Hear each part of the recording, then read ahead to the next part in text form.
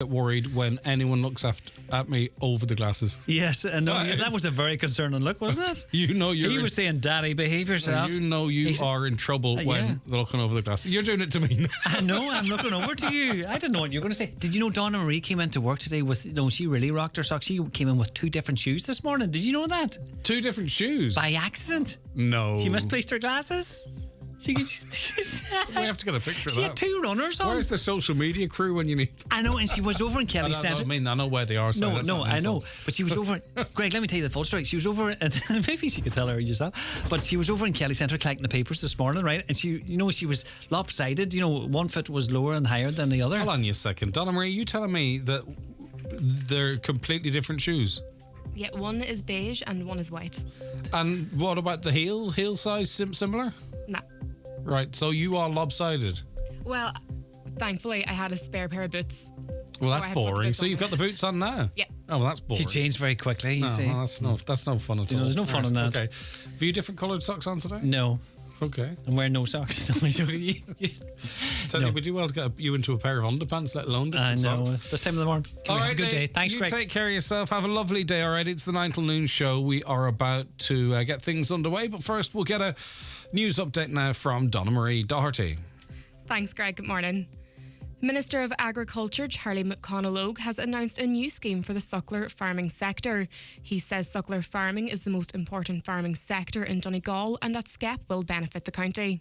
This payment will mean €150 per cow on the first 22 cows and then €120 for the remainder. And that's a very, very significant increase in the outgoing suckler scheme, which, for example, would have paid €90 on the first 10 cows. So this will pay €150 on the first 22 cows, a very significant increase. And what this means is it gives farm families across Donegal a really good starting point in relation to suckler beef production, and it's a good underpinning and platform for suckler cow farming in Donegal.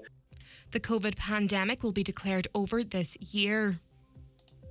The World Health Organization says it will make the call but isn't exactly sure when. The Irish Independent reports that in the past 4 weeks, the weekly number of reported deaths has been lower than before the pandemic. There have been almost 7 million reported deaths from COVID, although the true number is believed to be much higher. Donegal County Council has confirmed the Lough Swilly ferry will not be affected by proposed works at Rathmullen Pier in coming months. Responding to questions from Councillor Pádraig McGarvey, officials say there may, however, be occasional issues with access and parking. When asked what measures would be put in place to ensure the Lough Swilly Angling Group and the Sea Angling Charter boats will have access, officials say they continue to consult with the operators, saying alternative access by tender or from the beach can be considered in the event that the normal access route is not available. 2 full-time community facilitators for the defective concrete block scheme are now available to support affected homeowners through their application process. One of them is working with the Inishowen Development Partnership, while the second will cover the rest of Donegal through the DLDC. Public information sessions are being offered along with one-to-one support if required. And now to weather, scattered showers and bright or sunny intervals at first today, becoming windy later with south to southwest winds increasing to fresh, strong and gusty, highs of 11 to 13 degrees. And that's all for now. We'll be back again with the news in full at 10 o'clock. And until then, good morning.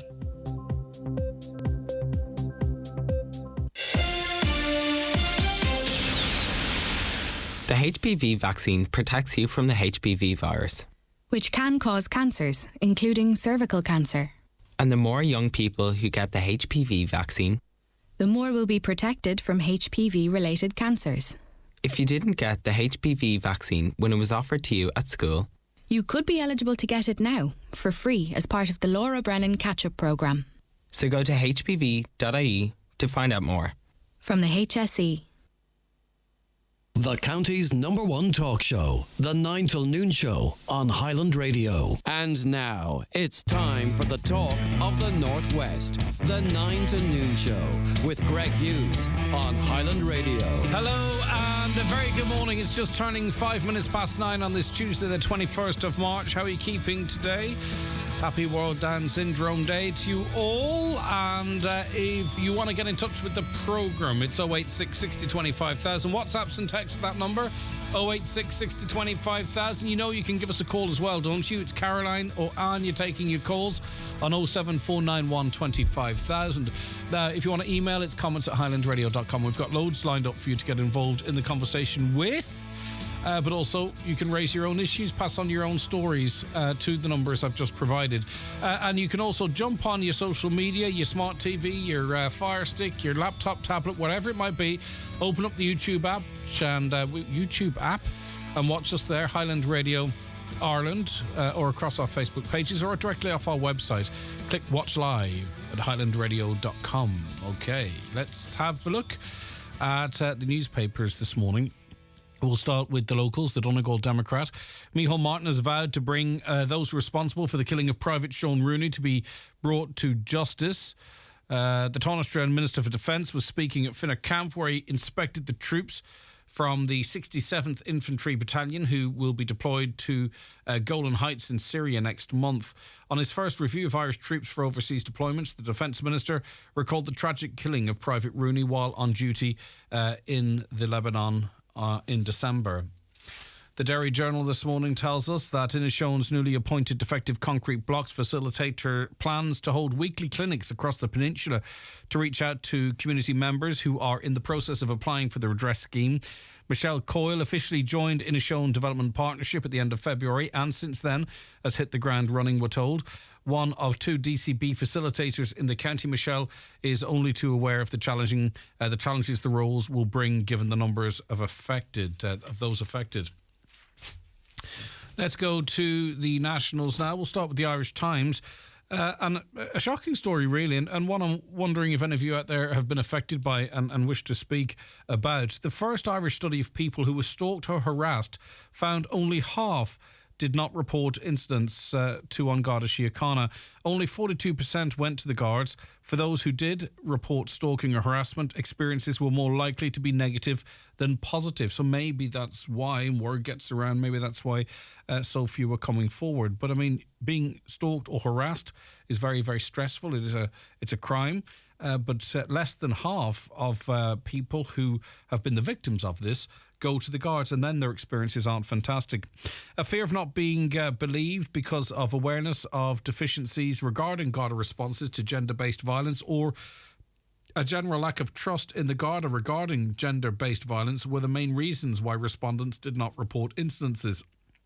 One respondent who reported their experience to Gardaí said they were rubbish, and another said that they couldn't do anything until they did something to me or one of my children. Now, obviously, this is taking the entire force as a whole. I would hope here in the Northwest, from interviews that we've done and people I've spoken to, that the response here would be more favourable from An Garda Síochána, and they've actively been on programmes like this to ask people to come forward if they are experiencing these things, and have outlined the supports they offer and the follow-up that they provide. So I would hope that things are better in this part of the country than perhaps elsewhere. But according to the report undertaken by Dr. Catherine O'Sullivan and Dr. Ciara Saunton of University College Cork, in partnership with the Sexual Violence Centre Cork, a number of respondents described being victim blamed, with one saying that I saw the Garda's face change when I said I'd slept with the person harassing me. He started making excuses on the harasser's behalf. He did not do enough and made me feel like I was just hysterical. So, as I say, it's a very difficult thing to talk about. It's certainly a difficult thing to talk about publicly, but you can, under the protection of anonymity, if you wish to speak to us about that, if you've been affected by it or have an input into it, please let us know. 086 60 25,000, or call us on 07491 25,000. On to the Irish Independent. And glass, false nails, live insects. I think I'd prefer the live insects than the full snails. And a dirty plaster were among some of the foreign objects found in food here last year, according to the Food Safety Authority of Ireland. Foreign body contamination was a frequent complaint to the Food Safety Watchdog's advice line, which dealt with 7,363 queries and complaints in 2022. Nearly a third of the complaints from consumers related to unfit food, while more than a quarter of complaints were over poor hygiene standards. Among the objects commonly found in food were pieces of glass, wood, plastic, paper, metal, hairs, small stones, medicine tablets and insects. A live snail was also found in a pack of spinach, well, that's fresh, isn't it? I mean, that's right from the garden. While live maggots were found in fried chicken.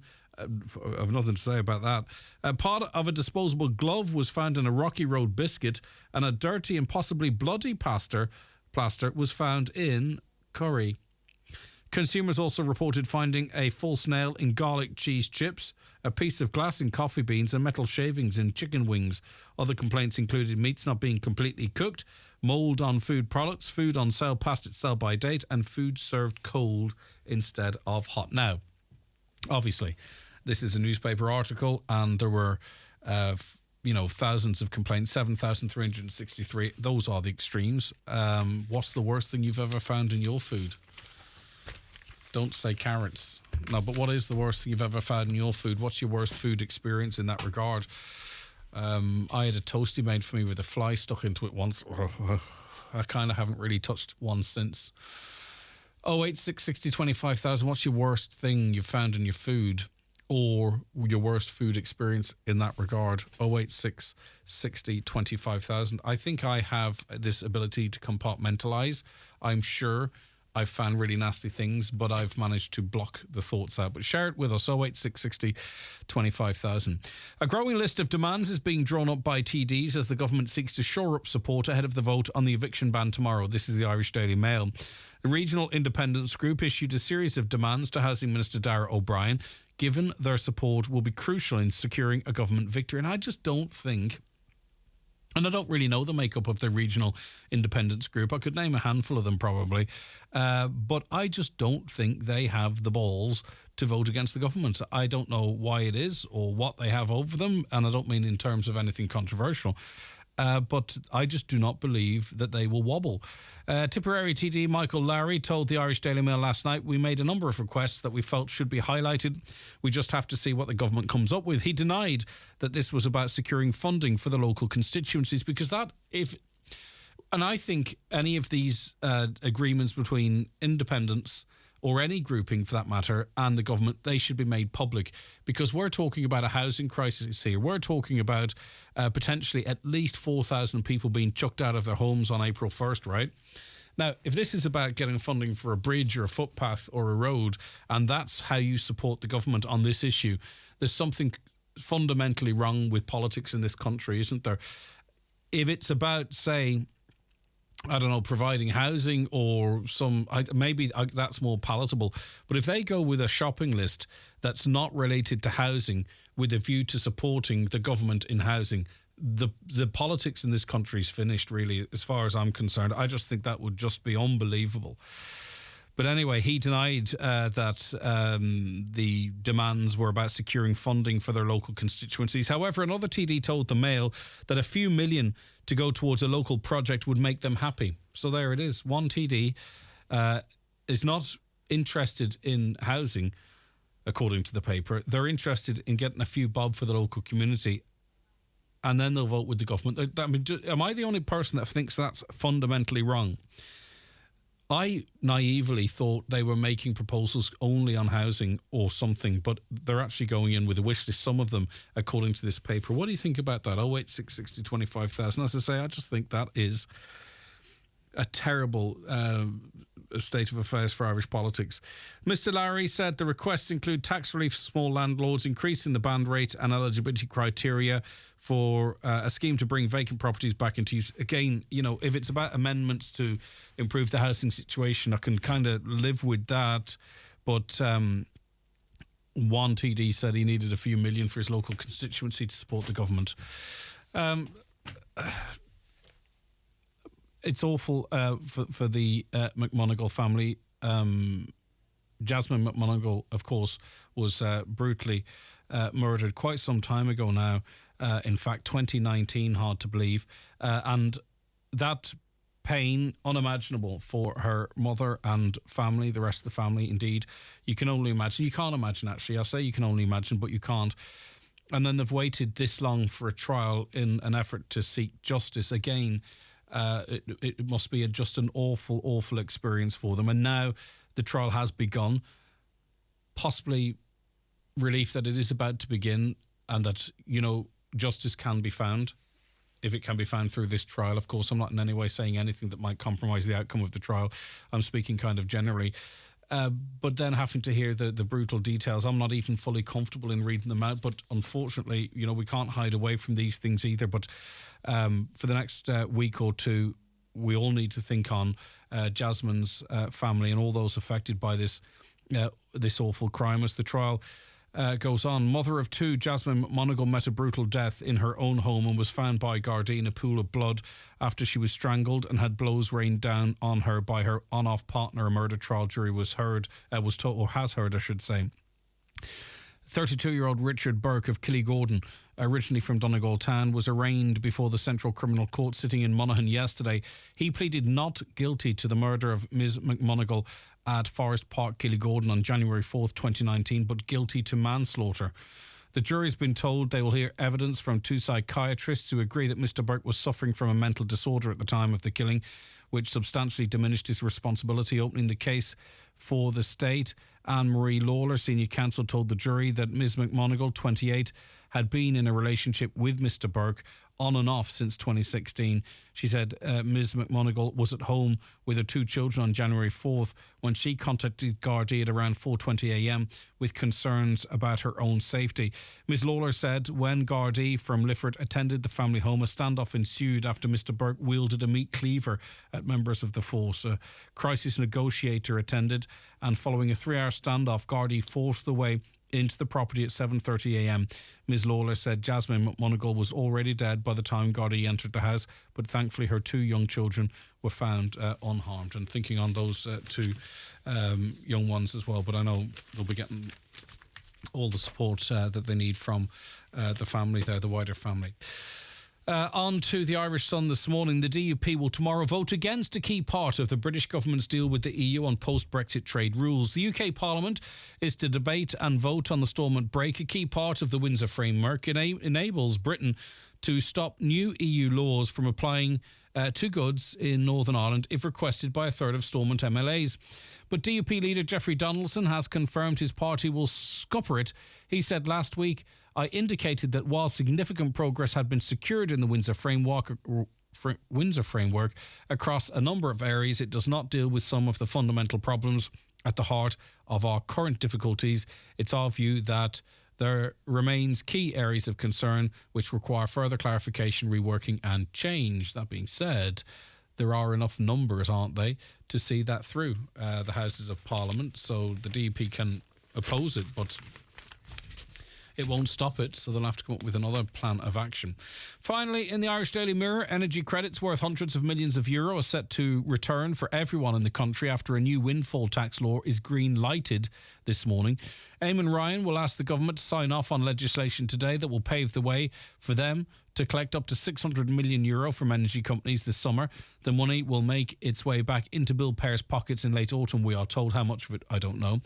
A senior government source last night told the Irish Mirror the windfall gains measures will consist of two parts: a temporary solidarity contribution based on taxable profits in the fossil fuel production and refining sectors, and a cap on the market revenues of some generators in the electricity sector. Again, as I say, how much of that we will see, we'll have to wait and see. All right, that was a run-through of what's making the newspapers today. If you've any views on anything you heard there, your worst food nightmares, get them into us too. 08660 25,000. Right, okay, let's take a break. The newspapers are courtesy of Kelly Centra Mountaintop Letterkenny, the C-Store National Large Forecourt of the Year for 2022. The 9 till noon show is brought to you by Letterkenny Credit Union, offering low-rate car loans with fast approval. Apply online at letterkennycu.ie or in office today. Starting a new chapter can be the most thrilling thing in the world. And the new all-electric Audi Q8 e-tron range marks the start of something even more exciting, where progress is a matter of character, where an idea stretches as far as you wish to go with the range to get you there, and where charging times are reduced, freeing you up for even more adventures. Discover the fully electric Audi Q8 e-tron range at your nearest Audi dealer. Electric Ireland Superhomes can help you achieve a cosier, healthier and more energy efficient home and one with less carbon emissions. They look after your home's retrofit from start to finish, including management of SEAI grants. Visit electricirelandsuperhomes.ie and start your journey to a superhome today. Grants offered are provided by the Government of Ireland through the SEAI. Are you still struggling with slow and unreliable broadband? Imagine is connecting thousands of homes to high-speed broadband in your area right now. So why wait? With Imagine rated excellent by Trustpilot, you'll soon be working from home with ease, streaming your favourite shows and sports uninterrupted. Join the thousands of connected homes and businesses today at imagine.ie. Service subject to availability, terms and conditions apply. We have the fit of suit you want. We have the size of suit you need. We have loads of suits to choose from. We have suits. We are the Suit Bar. Evolve Clothing, Nattykenny Retail Park. Or online at evolveclothing.com. Highland Radio time checks with Expressway. Travel route 32 from Letterkenny to Dublin. Expressway, bringing you the time at 21 minutes past 9. Now, 249 people over the age of 65 in Donegal are awaiting home support. Donegal has the second highest waiting time in the state, and that figure represents a tripling in the waiting list in this part of the world. I believe these details were compiled by Home and Community Care Ireland. Rory Cleary is chairperson of Dunlow Active Retirement, and he joins us now. Rory, good morning to you. Good morning to you, Greg. So, just so everybody is clear, because for some people this hasn't come into their lives yet, what is home care support, home support? Well, I think that one of the things that a lot of people will think about, even at a younger age, as they get older, that there are going to be problems. You know, there could be medical problems, etc. And when you go into hospital, and when you need to be released from the hospital, then there is a very good possibility that as you get older, you're going to require to have some sort of home care package in place where some professionals come in, whether they be nurses, whether they be home care, who will come round to do things for you in the house, so that you can go back into your house. Because, and I presume there's a variance in that level of care, isn't there? That some would require very little support, others might require a bit more. Absolutely. I mean, I was speaking to somebody last week whose mother fairly recently had broken a hip. Now, her mother was 96 and she went into hospital, and obviously at that sort of age, coming back out and looking after yourself is going to be very, very difficult. So the level of care that she needed was very, very high. Now, there was a care package put in place, but the problem was it took 2 weeks after she was released before the carers started coming into the house. Now, that immediately causes problems for family, because it's expected at that stage that who else is going to look after them apart from the family? Now, I think that in the sort of rural areas that we live in, we're fairly lucky in that a lot of people are employed locally, and so they're more caring towards the staff, and so they will say, okay, we'll take an hour here, an hour there, etc.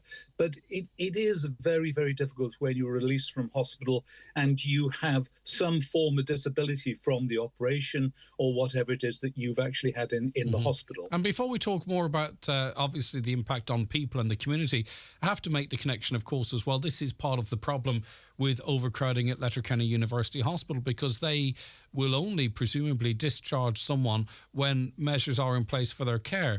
And we do know that at times there can be 20, 30 people awaiting discharge for a number of reasons, but amongst them are family not available to provide care or support, or no home support packages available. So we are talking about one area, of course, but it does also affect the acute hospital. And what are people's, when we say there's a waiting list, does that mean some never get it, or they have to wait a long time to get the supports? And also, I presume we have no problem. Can you hear me okay? Right, okay. Rory is just going to check on something there. He'll be back with us shortly. Right. No, Rory, what I was going to ask you there is that, you know, do people get the home care? We're talking about a waiting list. Does that mean they have to wait a certain amount of time, or they don't ever receive it? Sorry, Greg, I'm obviously having a problem in hearing what you're saying there. Could you just repeat the question? I'm just saying, do people get the care that they're required on this waiting list, or does it never arrive? Well, right, okay. So, yeah, more often than not, what I've heard, the care does arrive. But as you say, one of the problems is, first of all, is that the people become, it's a horrible word that people use, but they use bed blockers. And as you say, they can't be released from hospital because they're not well enough and they need care when they get out. Now, there has been talk, and it is talk at the moment, I believe, that in Letterkenny Hospital, or in the area of Letterkenny Hospital, they're going to build a 100-bed extra place where people who need the care, but the care provisions are not in place, can actually use that facility so that it frees up the main beds for people who really need to get in because of medical problems themselves. And hopefully that will solve a lot of the problem. But that's only talk at the moment. And how long are we going to be before that actually gets into place? Yes, well, we got an update not too long ago, and hopefully that does come to fruition quickly. But of course, people also want to be cared for at home or in their communities, so that's not going to fix every problem. And also, I'd imagine, Rory, unless we are recruiting more home care staff, the current great staff we have are going to be spread more thinly, which is an awful lot of pressure on them and unfair on the person receiving the care.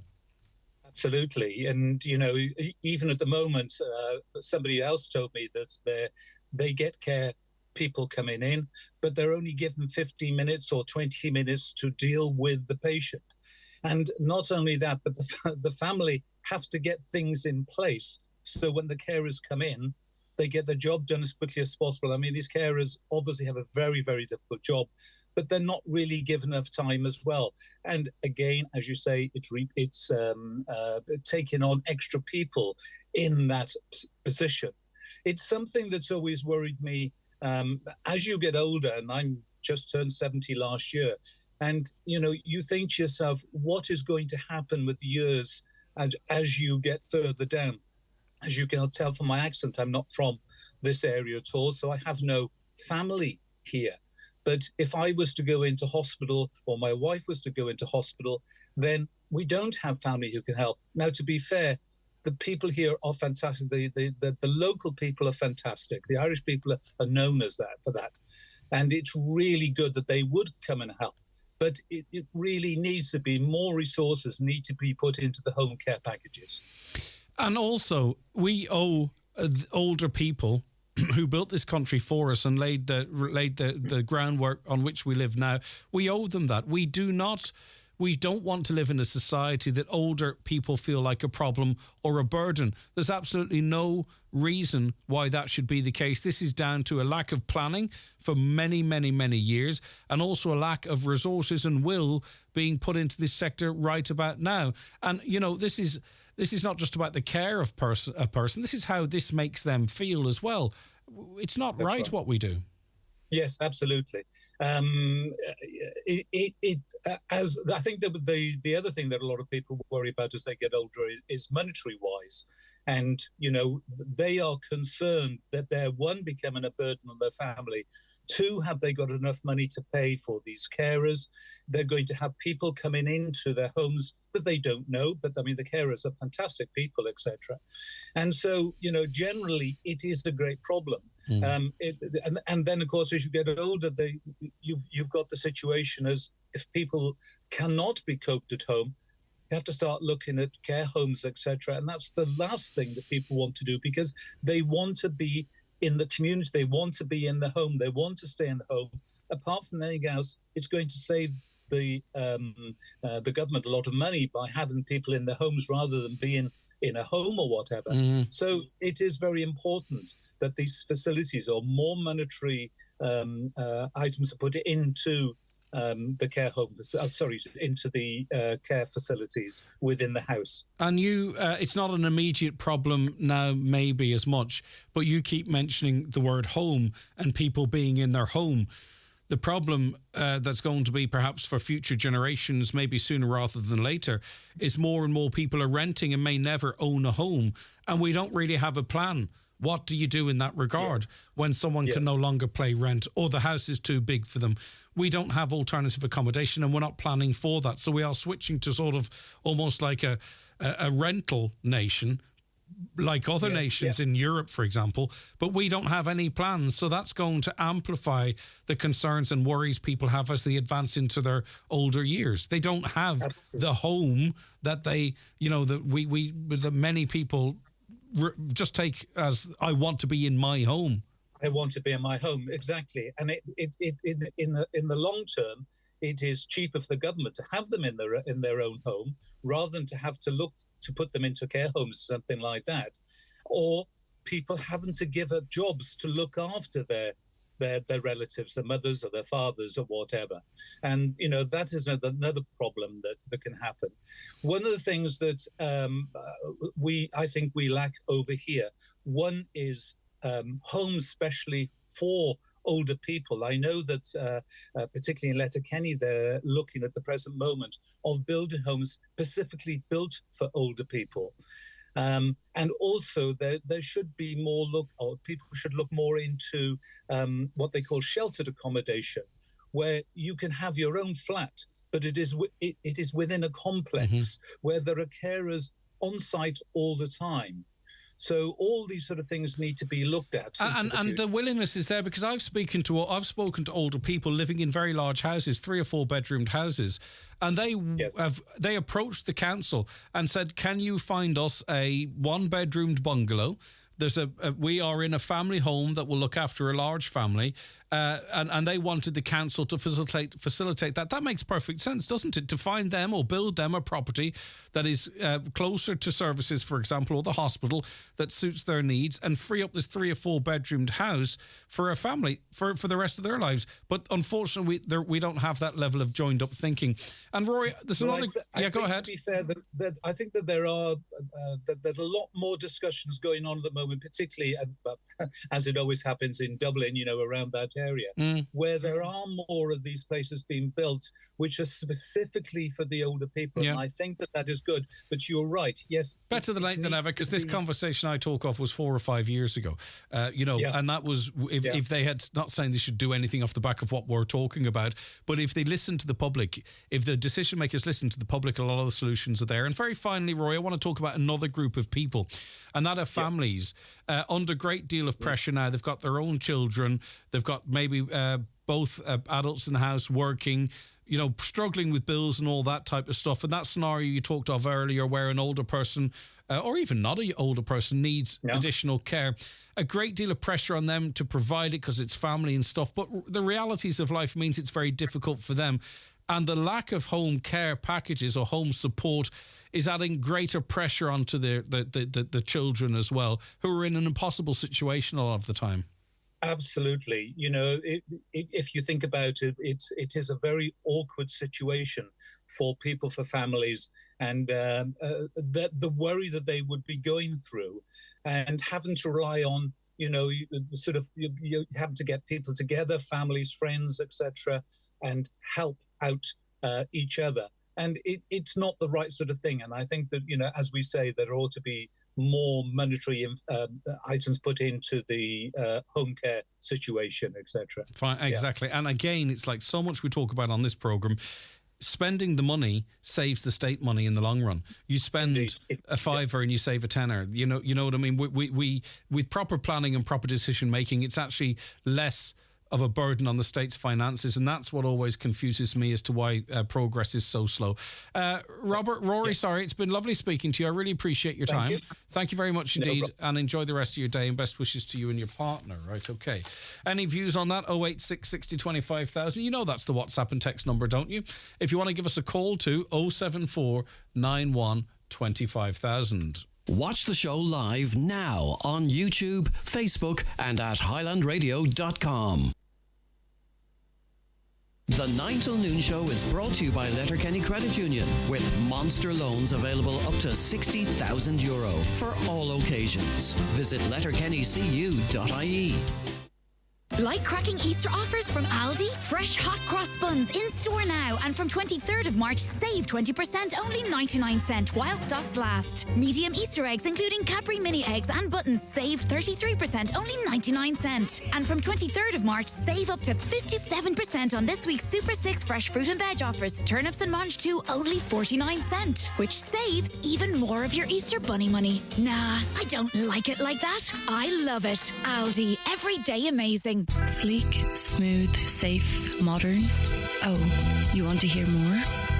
Do you want to drive the most modern car in Donegal? There's a reason why it's our county's favourite car. The brand new diesel Kia Sportage, the multi-award-winning SUV, is available at iMotors now. Our team will take care of all of your needs. Visit imotors.ie or call in to us today, because how you feel when you drive is important to us. Join me, Marty Friel, this and every Friday night from 8 for Rockin' Hits on Highland Radio in association with Arena 7 Letterkenny, the best family entertainment complex around with bowling, laser quest, soft play centre and more. Visit arena7.ie. Not long till our trip to Ards and North Down. I can't wait to dust off the golf clubs. Or maybe I get some R&R in the spa. We could book in some paddleboard. Or maybe kayaking this time. The kids would love that. There's loads of great options for dinner and drinks. The main question is, what do we do first? Create moments to remember. Find great value breaks at visitardandnorthdown.com/offers. Shop Evolve Clothing for Calvin Klein, Tommy Hilfiger, Paul and Shark, Gant, and many more casual and streetwear brands. Menswear Superstore, Letterkenny Retail Park, or online at evolveclothing.com. 2 floors of fashion, open 7 days. Now, do you remember yesterday we were contacted by a member of the public who was at Now Dock in Carndonagh, and we didn't mention Carndonagh at the time to give them an opportunity to reply. They were at Now Dock at the weekend and they wouldn't accept a card payment. It had to be cash. They asked, does anyone know why this is? As we had to go to the town and get cash from the ATM. So as we committed to, we endeavoured to get an answer, and it is as follows. CareDoc have provided Now Dock with sum up devices to accept card payments. We are aware that Carndonagh have been having some issues with their sum up devices, but this is being looked into and it will hopefully be resolved soon. So effectively, the machine that reads your cards weren't working in Carndonagh.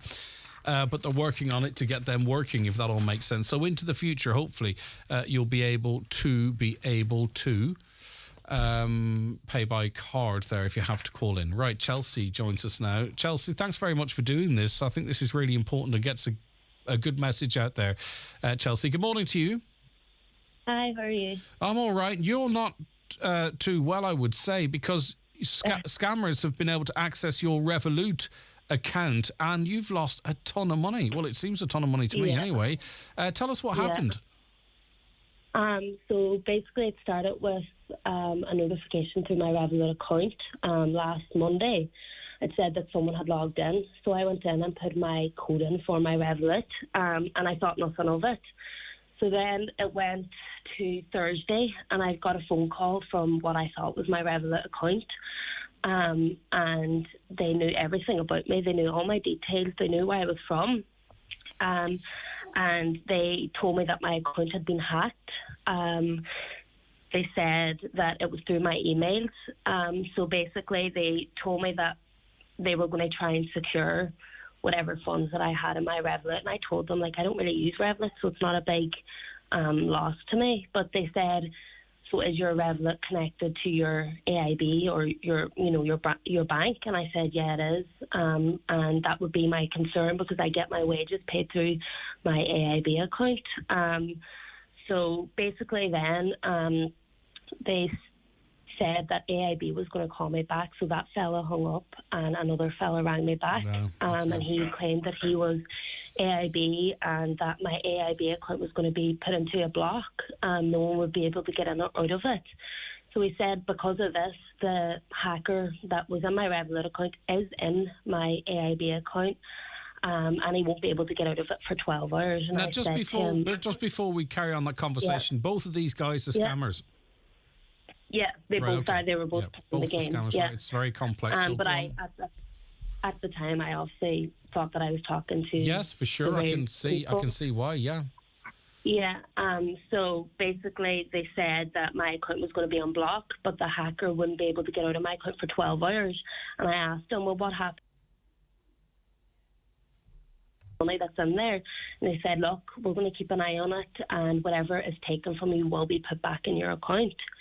So basically, the AIB hung up and the Revolut boy rang me back, and he said that my Revolut was safe. I was on the phone to him on mute for over an hour while he said he was doing security checks. And in the end he said, look, your Revolut account is safe now, but your AIB isn't. So they got me basically transfer some of my savings from my AIB account to my Revolut, so that if I needed money, it was there. Yeah. And that it would be more secure there, as the hacker was still in my AIB So they're account. saying, look, we've made sure your Revolut account is safe. Get your money out of the unsafe AIB account into Revolut while we work on shifting the hacker out of AIB. Yeah. Wow, okay. Yeah. So then it actually took my sister to ring me and say, Chelsea, something's not right. It was 2 days of being on the phone with them. And she said, Chelsea, something's not right here. You need to go onto your AIB and your Revolut. So we did, and basically over €13,000 was taken out of my Revolut to a crypto app called Binance. And that's when we kind of knew what I got myself into. That is absolutely heartbreaking. €13,000 of savings, and you have to work. That's a lot. That's a lot of earnings after tax before it actually becomes savings. That's actually heartbreaking, Chelsea. Can we go back to the start? What was the original contact then that started this whole chain of events? It was an 085 number from Dublin. But now when we try to contact that number back, it's actually an IVF clinic in Dublin. They've just cloned that number. Yeah. Yeah.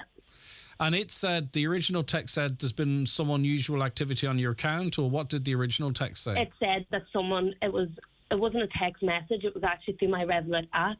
Yeah. It was that someone had logged in to my Revolut. And that just started the ball rolling. And they dedicated an awful lot of time to this as well. They had different people from different banks. I mean, anyone would have, once the conversation started, I think, Chelsea, anyone would have fell for that, because it's just, that level of complexity is what we don't normally hear of, Chelsea. Yeah, no, they're used to what they're doing anyways. And what about, I mean, you've effectively, and this is just a reality, it's no reflection on you, you've kind of really effectively approved all of these transactions by accident, effectively. No. They were in my Revolut account approving it themselves. I didn't approve of anything. So I just moved money over. I get you. They had got access to that at that point, and they were able to draw the money over. Yeah, they've been in my Revolut account all week, and I can see that now. And they're still in my Revolut account, so they went in then and approved of the transactions. What are Revolut and what are AIB saying to you? So AIB can't do anything. They've tried to help me, but because the money was moved over, it's out of their hands. But as for Revolut, they are not helping. I've shown them the proof that there has been another account in my app, and they're saying it's all my fault. I shouldn't have moved my money over, that I approved of it. Even with the proof that the other phones in my account, they are doing nothing to help. Absolutely nothing. Wow, this is devastating for you, isn't it? Yeah. So Revolut are washing their hands. They are not working with you on this at all then, so there's very little hope for you.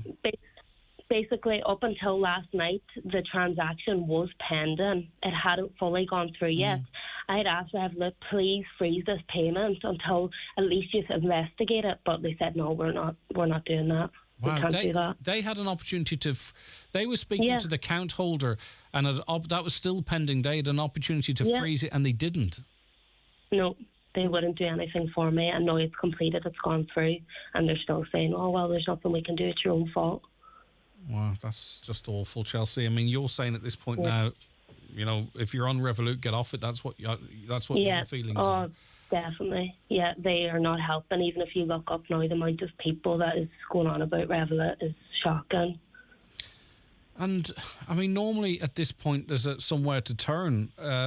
But even if you notify the Garda, and I'm sure you have, or you will, I mean, they might look at it as a crime, but the chances of recovering this money at this stage are non-existent. Like, I mean, this is an awful loss to you, Chelsea.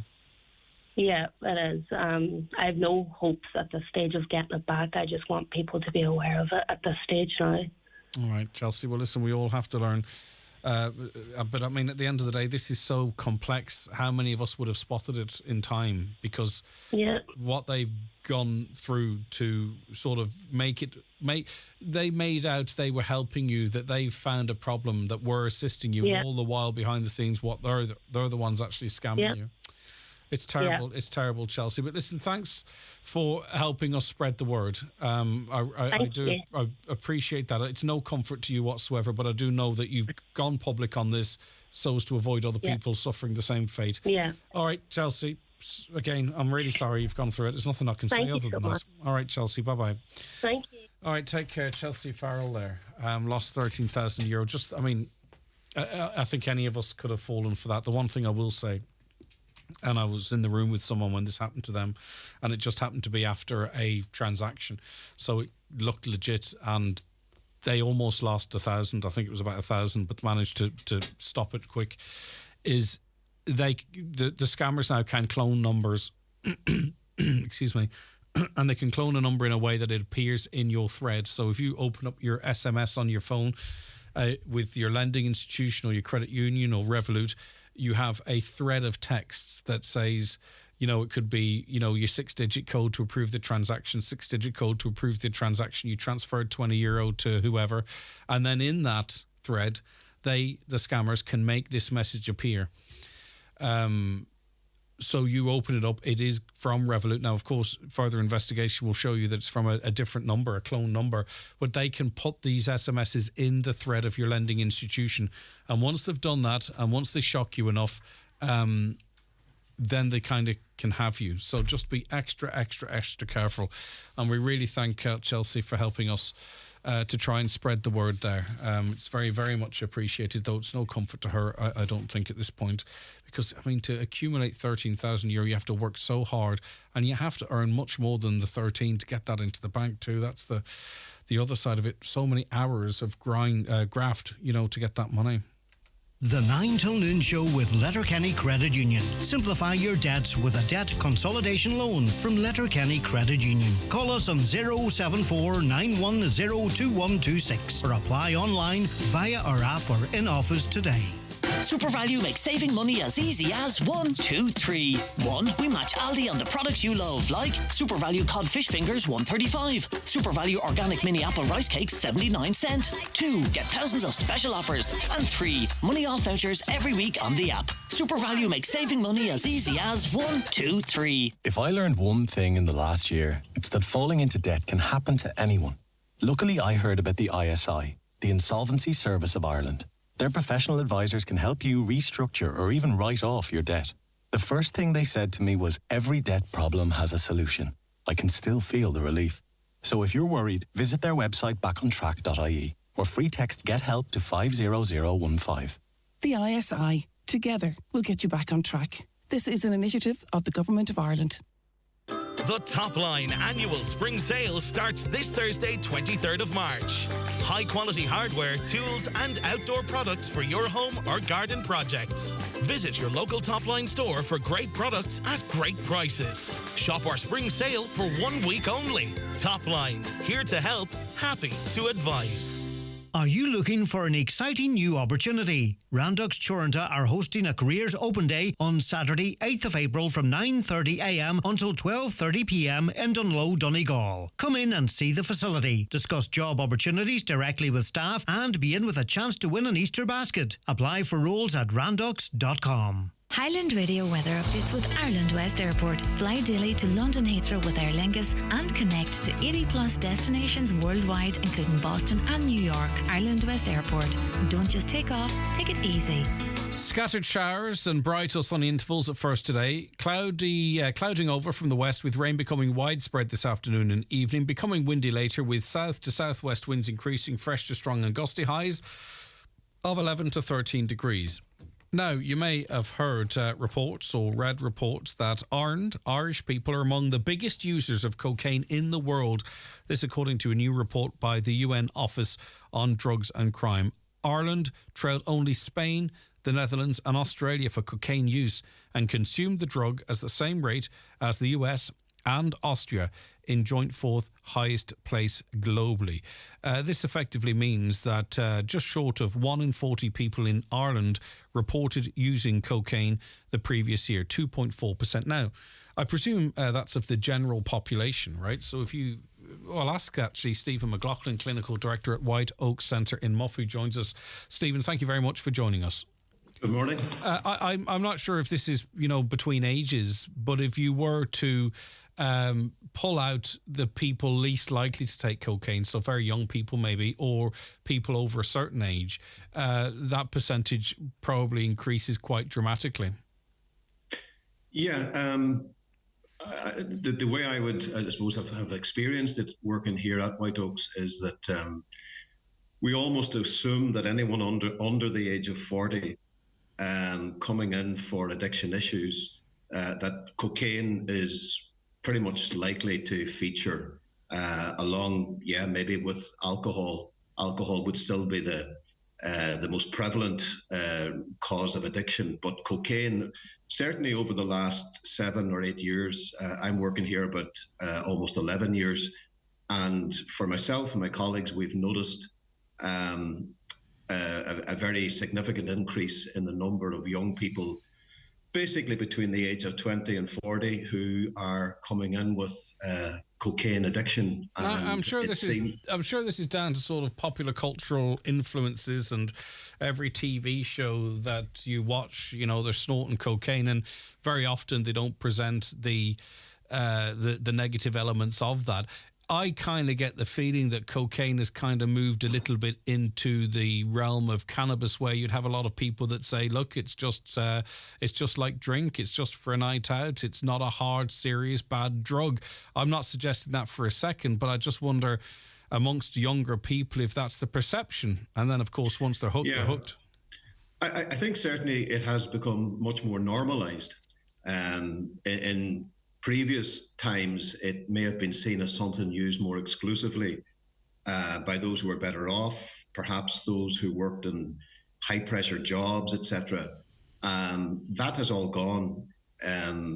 Cocaine use is now much more prevalent and, as I say, much more normalized among people of all kind of age and social groups.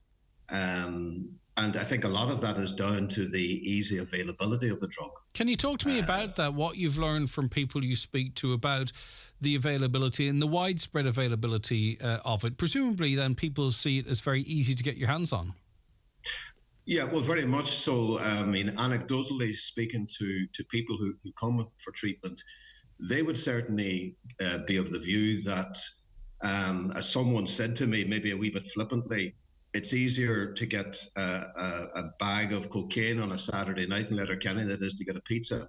Now, that may be slightly tongue-in-cheek, but what they were saying is that when people are out and about, young people are socialising, there is very little difficulty in being able to get cocaine. I think it's also because the fact that we may have this perception that it's been supplied by these gangs and gangsters and people sort of in dark corners. The sad reality is that it's people's neighbours, it's people working in ordinary jobs who are doing this as almost a sideline because it's quick, easy money. And therefore, it's becoming much easier for people then to avail of cocaine when they're out socialising. And very often it's friends supplying to friends. People who perhaps have a drug addiction themselves and who are then able to feed that addiction by also supplying to friends within their network. I'm not saying it's the reason, but I do wonder, does it contribute? And I've said it numerous times over numerous years, over the course of what we're seeing as an increase here, that whilst we make alcohol, less attractive through price and what have you, and whatever, at the same time, we should have been recognising that younger people who want a buzz or a high at the weekend and booze is too expensive, and they are going to take something, that they will go for something that's cheap on the street, hand-to-hand interaction, and away you go. I just wonder if, a lot of policy, we drove people from drink to the likes of these drugs, but we didn't recognise that in advance and didn't sort of say, right, we also need to be making sure that we address the inevitable drugs problem. As I say, I'm not saying it's the cause of it all, but I really do, and I have felt for a long time that it is a big contributor. Yeah, but in a sense that can almost take the view that it's inevitable that people are going to become to some extent dependent on substances of one kind or another. No, what it means, yeah. But I'm talking. But Stephen, just to be clear, certainly substance. Yeah, but to be clear, Stephen, I am talking about those that do. The majority of young people actually don't drink up until a certain age. But I'm on about those that are inclined to drink, and it becomes incredibly expensive. It's within that cohort, they will look for another alternative. There's a correlation there. In terms of cost, the reality is at present it's about €100 a gram for cocaine. That's not exactly an inexpensive kind of habit to develop. We would have young people come in here perhaps who are earning good money, maybe involved in the building trade, could be earning in excess of €1,000 a week. But yet by a Monday morning, they've nothing to show for it. Right, okay, fair enough. I accept that. You're the expert. It may have got maybe more accessible, more available, but I don't think that necessarily translates into being cheaper than something like alcohol. So the driver would not necessarily be the financial element of it. Okay, I get that, Stephen, and I accept that. Of course I do. What are the... how does this addiction impact people? What do you see in them when how is their life? Quite often, either they themselves or their family members would seek help when the person is finding it difficult to manage their lives. Quite often, the first impact is the breakdown of trust, whether it's with a partner, with a family member.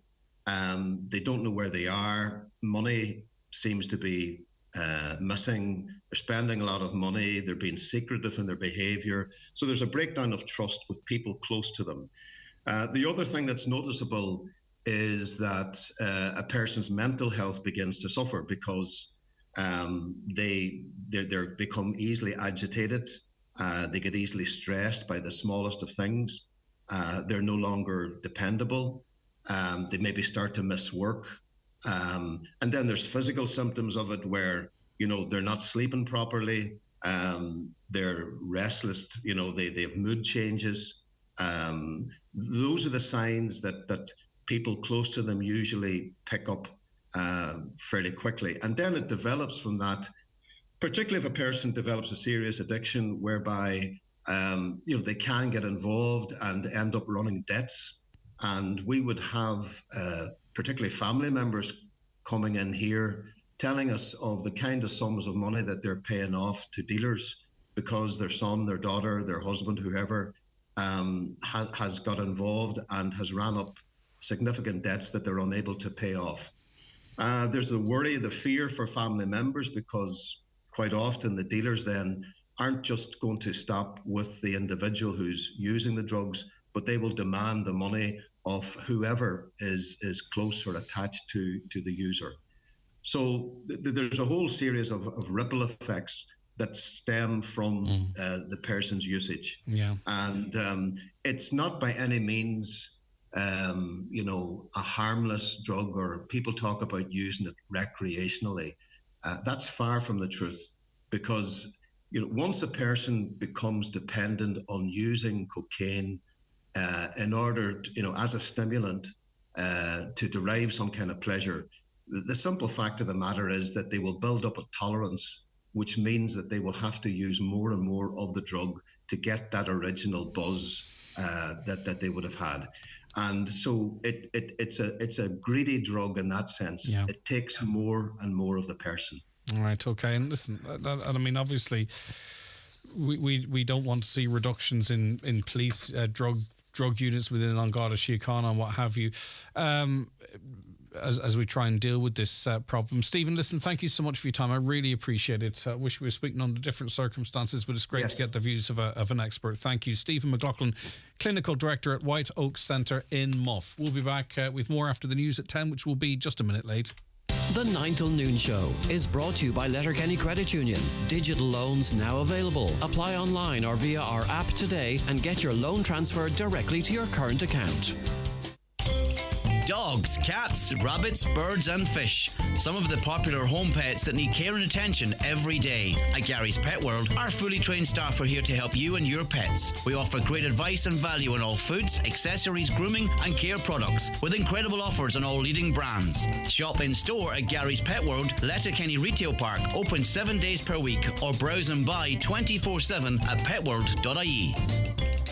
Go full Lidl this Easter and fill up on chocolatey savings for everyone, like our Favorina Easter bunnies hopping off our shelves for only $1.79. Our deluxe handmade Irish Easter eggs only $8.99. What a find! And our deluxe premium Irish Easter eggs in thick coats of chocolate only $9.99. Go on, shop without compromise. Go full Lidl this Easter. It's Century Cinema's 86th birthday on the 26th of March. To celebrate, all cinema tickets all day will be €5 each. Tickets go on sale from Tuesday the 21st of March at Century Complex and online at centurycinemas.ie. Visit Century Cinemas on Sunday the 26th of March to avail of this exciting offer. Terms and conditions apply. Live, on air, online and on the Highland Radio app. This is Highland Radio News. Good morning, it's Donna Marie Doherty with the news at 10 o'clock. Minister of Agriculture Charlie McConnell has announced a new scheme for the suckler farming sector. Applications are now open and will close on the 2nd of May.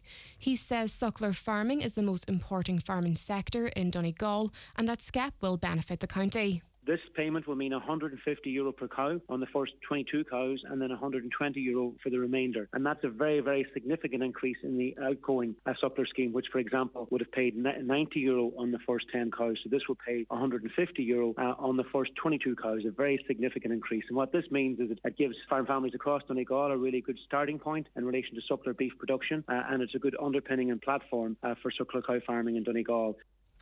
Brexit and its impact on Northern Ireland will be discussed by EU foreign ministers today.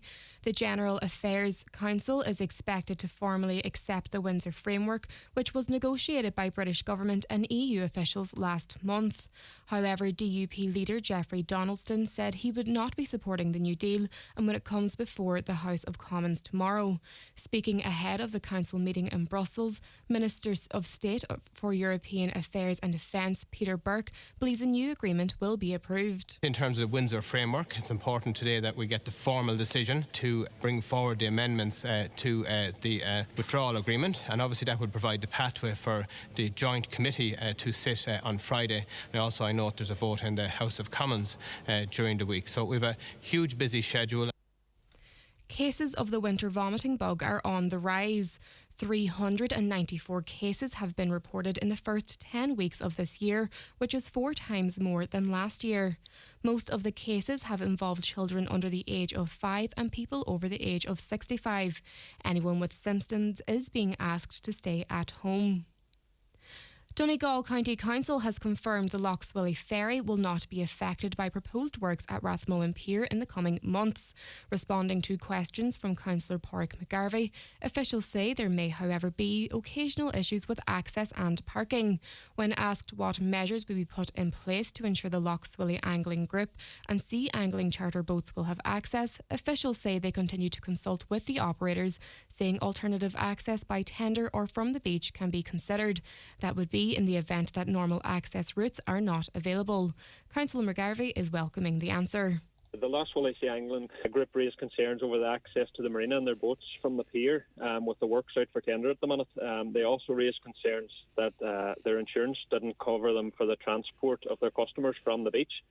I'm happy that the council has assured me that they will communicate with the group and they envisage that the pontoon can remain in use and will have an alternative access to the marina. So I'm confident that a solution can be found to ensure a hassle-free and smooth year for the Lochswilly Sea Angling Group. The COVID pandemic will be declared over this year. The World Health Organization says it will make the call but isn't sure exactly when. The Irish Independent reports that the past 4 weeks, the weekly number of reported deaths has been lower than before the pandemic. There have been almost 7 million reported deaths from COVID, although the true number is believed to be much higher. The government is preparing to go head-to-head with opposition parties this evening over its decision to end the eviction ban. A Sinn Féin motion calling for the ban to be reintroduced will be debated in the Dáil later and voted on tomorrow. However, the government is to sign off its own counter-motion this morning. The regional group of 7 independent TDs says its position will depend on how the government responds to 8 proposals it's putting forward to alleviate the housing crisis. And finally, 2 full-time community facilitators for the Defective Concrete Block scheme are now available to support affected homeowners through their application process.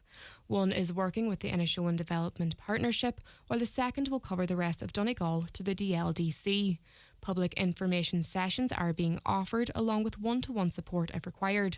Laura Mannion of the DLDC has been outlining how the service is operating. It's to provide some of the physical barriers that people might be suffering or experiencing through the scheme, things like access to printers, scanning the necessary documents, access to the computers and office space.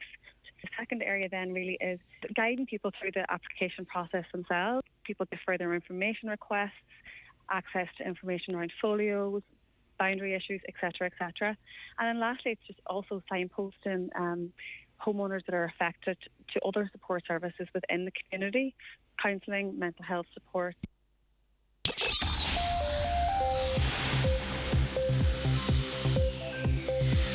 And now to weather. Generally dry this morning with mild temperatures of 11 to 13 degrees. That's all for now. We'll be back again with the news headlines at 11, and until then, good morning.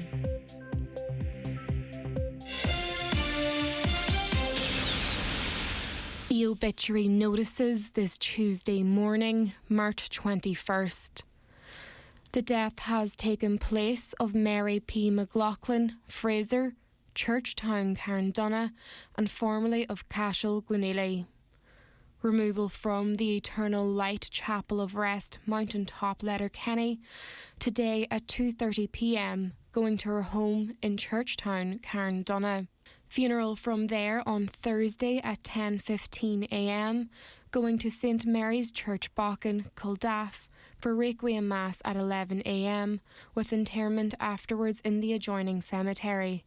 Family time from 11 p.m. until 11 a.m. The death has occurred of Jeannie Sayers, ní McElhinney, Ararui, Filcara. Remains reposing at her late residence today from 12 midday until 8 p.m. Funeral service in Ray Church, Filcara, tomorrow afternoon at 2 p.m, with interment afterwards in the adjoining cemetery. House private pleas on the morning of the funeral. Funeral service can be viewed live on Sweeney Funeral Director's Facebook page. Donations in lieu of flowers, if desired, to Ray Church, Filcara, care of any family member or Sweeney Funeral Directors. The death has taken place of Cecil Spence, 453 Milltown, Convoy. His remains are reposing at his late residence. Funeral leaving from there tomorrow at 1:30 p.m. for 2 p.m. funeral service in Convoy Presbyterian Church, followed by burial in the family plot in the adjoining graveyard. House private to family and close friends please, and to family only on the morning of the funeral. Family flowers only please, donations in lieu of desired to the MS Society Donegal branch, care of any family member or Terence McClintock Funeral Director. The death has occurred of Celine Kelly, Foxhall, Glen Swilly. Funeral Mass today at 11 a.m. in St Columba's Church, Glen Swilly, with burial afterwards in Kilfeek Cemetery. House strictly private. Family flowers only please. The death has occurred of Michael Connolly, Chapel Road, Dunlow, reposing at his home today from 11 a.m. with rosary at 9 o'clock. Funeral tomorrow at 11 a.m. in St Crone's Church, Dunlow, with burial afterwards in Mahray Cemetery. House private please from 11 p.m. until 11 a.m. and on the morning of the funeral. The death has occurred of Brian McDermott, Ad Moran, Stranorler. Remains reposing at his late residence. Funeral leaving there this morning at 10:30 a.m. for Requiem Mass in the Church of Mary Immaculate Stranorler at 11 a.m. Interment afterwards in Drumbo Cemetery. Donations in lieu of flowers, if so desired, directly to the Donegal Hospice or care of any family member. The Requiem Mass will be streamed live via the parish webcam. The death has occurred of Rita Doherty, 7 Knockalla Drive, Buncrana. Rita's remains are reposing at her home. Removal this morning at 10:30 a.m. going to Lakelands Crematorium Cavan for cremation at 2 p.m. House is private please before the removal, with cremation private to family only please. Family flowers only please, donations in lieu if desired, to Insight Inish Owen, care of any family member or Murphy Funeral Directors. For more details, including any family health guidelines for wakes and funerals, please go to highlandradio.com.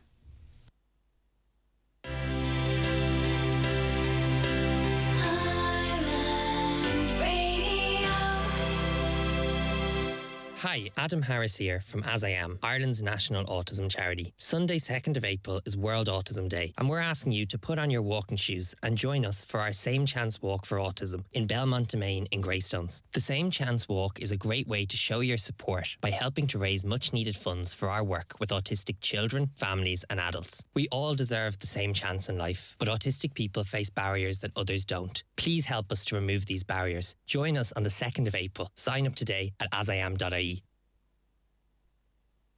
Okay, you're very welcome back to the 9 till noon show. Good morning if you have just joined us. It's good to have you on board. Coming up very shortly, we'll have the very latest news and appeals before you see them anywhere else. Community Garda information, broadcast live for you every Tuesday. Don't forget you can watch that feature and the rest of the show on our website, highlandradio.com. Click Watch Live, or on Highland Radio Ireland on YouTube, or across our Facebook pages.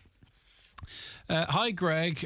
People I know buy cocaine for €50 per gram in Letterkenny through Snapchat. It is blatant. That would be my information, that figure and lower. A higher figure was given earlier on, but I think a lot of younger people are buying it. It's cut quite a bit, and I don't know the ins and outs of it, but you get 7 or 8 lines if you do it thinly, and a tenner each, and away you go. Do you know what I mean? So. But as I say, there's all different levels of drug usage and what have you. Where exactly does the money go at now, Doc? Directly to the doctor on call?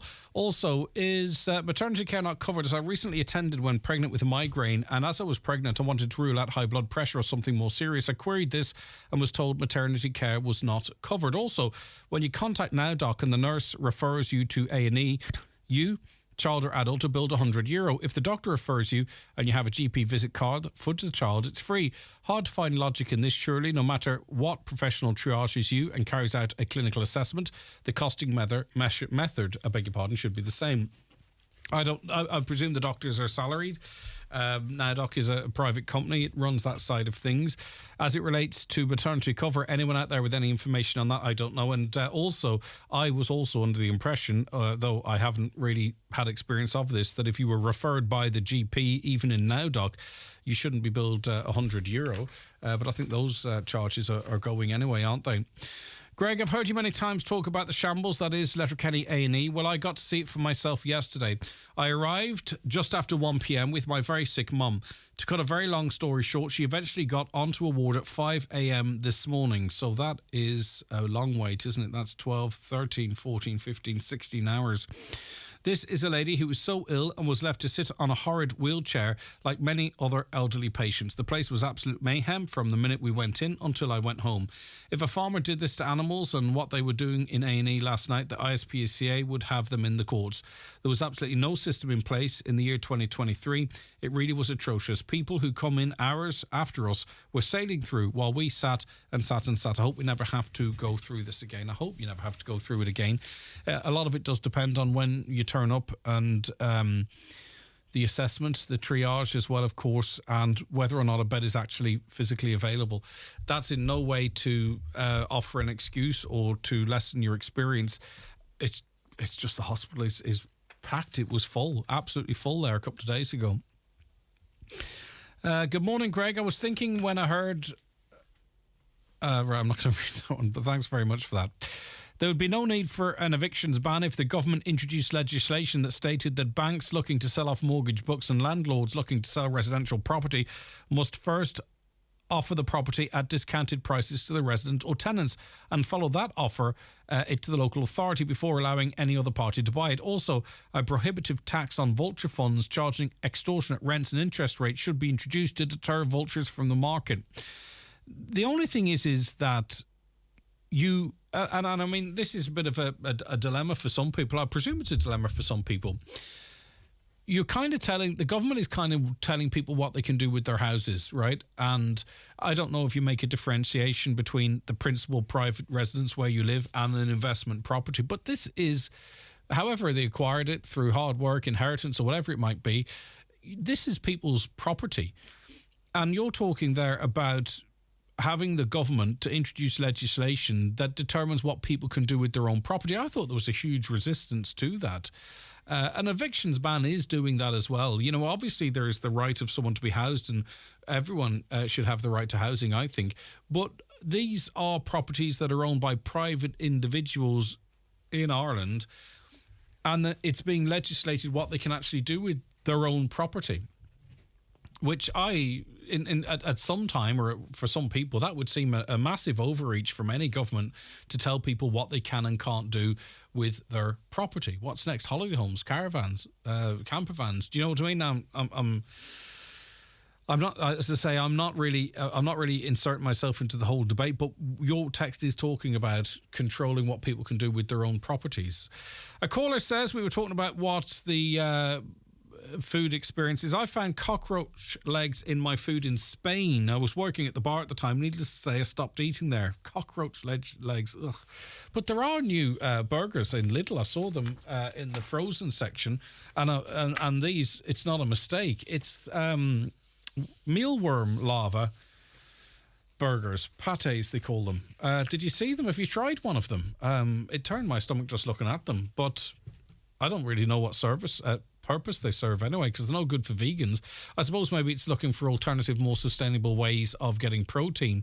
But lava worms and another ingredient, pates in Lidl, did you see them? Have you bought them? Did you try them? Are they any good? 086 60 25 000. Hi Greg, regarding TD's Mark McSharry, he said he would support the government in a no confidence vote if they gave him the cath lab for cardiology in Sligo Hospital. How wrong is that? Shameful, carry on. Another good morning, Greg. What it shows is we need to do something like Holland did. Our politicians don't care. Let's not fool ourselves that they do. We need them all out, so-called opposition as well. Traitors to the state, a lot of them, believes a caller. Good morning, Greg. Food companies are allowed to have a certain amount of insects in their food. Well, I don't know. When you get insect burgers available for public sale, I'm not going to fall off my seat at that suggestion. I see a lot of 4 province flags around Donegal. Anyone, any idea what they are about? This is in the Ardra, Glencolmkill area. I have a picture of them here. For those of you watching, that's what they look like. But you've seen them. They were around last year as well. And we put the call out on the radio last year to try and find out what they were about. And I don't recall getting a response. Oh, by the way, the trailer. Do you remember we were talking to Brendan from CBM Signs yesterday? They found the trailer, the power of radio, but did you see where they found it? If you want to go on to... I'm not sure if it's up on the Highland Facebook page yet, but it's up on my Facebook page. The trailer has been found. Believe it or not, it's actually intact and usable. But I think it's up Muckish somewhere. It's down in the middle of a field. I don't know how it got down there. I certainly don't know how they're going to get it out. I don't know if the Rescue 118 can be tasked for such a mission. I know it can't, but you know what I mean. It is in the a-hole of nowhere. And I mean in terms of proximity to roads, by the way. It's in a beautiful part of the county. But it was found, thank you. I don't know who out there found it, but they found it after the radio appeal. But you want to see where it's at. As I say, I have a picture up on my Facebook page there. Or my Twitter feed, Greg Hughes too. But anyway, it's there. They're glad to have it back. They're going to get it out. It will, again, be on somewhere advertising something again. It is not dead, it's alive. A caller says, what training do home help workers get before they go out to the public? Caring. I look after my own mother for 6 years and they do not stay there the proper amount of time. They don't do their work they're supposed to do and they just don't seem to be given the proper care that's expected. Is anyone there to oversee them? It's a complicated area because a lot of these people are told that, well, you can go there and you've got a certain amount of time, and sometimes I seem to recall travel's included. They have to go in and do what they can, and then it's on to another client then as well. Obviously, people's experience are going to vary from dependent on where they are, but it's not the same everywhere. And I do believe that they are overstretched. Anyone with an insight into that, though, to give us the both sides of that, please let us know. I'm sure there's adequate training put in for what is what's needed. Okay, we are going to take a break. The bingo numbers are on the way. Then we're going to have community guard information, so stay right where you are. Cutting through the spin. The 9 till noon show on Highland Radio. It's time for NCBI Bingo on Highland Radio. It's Tuesday, the 21st of March. You're playing on the brown sheet. The reference number is S17. It's game number 12. The numbers are 20, 24, 63, 33, 53, 81, 43, 67, 76, and finally 21. Phone your claim to 9104833 before 8 tonight, leaving your name, contact number and the name of the shop where you purchased your book, and we'll call you back the next working day. Get all your NCBI bingo information at highlandradio.com. The Top Line annual spring sale starts this Thursday, 23rd of March. High-quality hardware, tools and outdoor products for your home or garden projects. Visit your local Top Line store for great products at great prices. Shop our spring sale for 1 week only. Top Line, here to help, happy to advise. Don't sleep in and miss the very latest beds and mattress offers from dfibeds.ie, Ireland's leading online bed and mattress retailer. You'll get a comfy Irish-made mattress, upholstered base and headboard from an amazing €229. Check out the full range at dfibeds.ie. Delivery free and guaranteed to you within 7 working days. DFI Beds. Sleep well, live well. The 9 till noon show with Letterkenny Credit Union, now offering mortgages from €40,000 to €600,000 with no hidden fees or transaction charges. Letterkenny Credit Union, 9102127. Highland Radio time checks with Expressway. Travel route 32 from Letterkenny to Dublin. Expressway, bringing you the time at... The time is 22 minutes past 10. The Community Garda information slot is brought to you by Sheridan Security Systems, protecting what you value most. Call today and get your zero-wire alarm system from €299. Sheridan Security, 91-26025. And it is Tuesday, the 21st of March, 2023. It's time for our latest edition of Community Garda information, and we welcome into studio today Garda Sean Sweeney from the Buncrana District Station. Sean, good morning to you. Morning, Greg. Great to have you with us. Okay, let's get straight into some appeals and see what the public can help you with. We'll start with a burglary in Letterkenny, Sean. Yes, occurred at a shop premises in the main street in the early hours of Monday, the 13th of March. This is between midnight and 6 a.m. So entry is gained to the premises and a substantial amount of jewellery was stolen. So we're appealing to any road users who've dashcam footage or who travel in the town centre between midnight and 6 a.m. Contact Letterkenny on 074 9167 100. Also, if anybody observed any suspicious activity in the area between those times or has any relevant information, We'd ask them to make contact with us. You can use the Garda confidential line also, 1800 666 111. All right, and Garda also investigating a theft in the Business Park Road area of Letterkenny. Yeah, this occurred on Tuesday the 14th of March between 3:35pm and 3:40.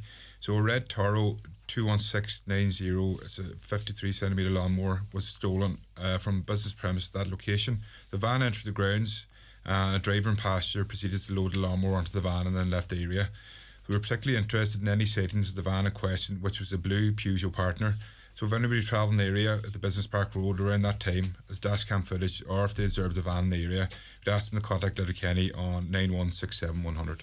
All right. Now, an assault at Upper Main Street, Letterkenny now. Yeah, this occurred on Saturday the 18th of March at approximately 4 a.m. So a man was at that location waiting for a taxi home when he's approached by a man who was not known to him, who proceeded to assault him. So the injured man was taken to Letterkenny University Hospital as he sustained injuries. So we were looking, if anybody witnessed the assault or if there any relevant information to the incident, we asked them to contact Letterkenny on 9167 100. Again, the confidential line, 1800 666 111. Now, your colleagues in Milford investigating criminal damage at Loch Road. Yeah, this occurred on Saturday the 18th of March at approximately 9:50pm. So a report was received in relation to the damage that may cause a parked car, rear window and two side windows of the car being smashed. It's believed the damage was caused by a male who used a hurl to do so. So we were interested in any sightings of a lone male in the area at that time in question, or if anybody travelled in that area between 9:40pm and 10pm. If we had dashcam footage, we asked them to contact Milford on 91536060. Yeah, and that crime, like the rest so far, there's bound to be witnesses. It's just a case of them coming forward with any bit of information that they have that forms part of the wider Garda investigation. Exactly, any information is valuable. Yeah, okay. Next up, it is criminal damage in Letterkenny. Yeah, this occurred on Wednesday the 15th of March at approximately 5:10am. So Garda were alerted to the fact that the man in the area of Crookhards Mountain Top in Letterkenny was causing damage to a car that was parked there. So they dispatched the scene and discovered that one of the front tyres of this car had been slashed, but the man had left the area. No entry had been gained to the car. So we're appealing to anybody, particularly taxi drivers, who may have been in and out about the roads, or may have observed this man or captured him on dashcam footage, to make contact with Letterkenny on 9167 100. All right, so that's the appeals for now. We had a question actually in following on from last week, and this comes up from time to time, believe it or not. Is it a traffic offence to drive with fog lights on during the day?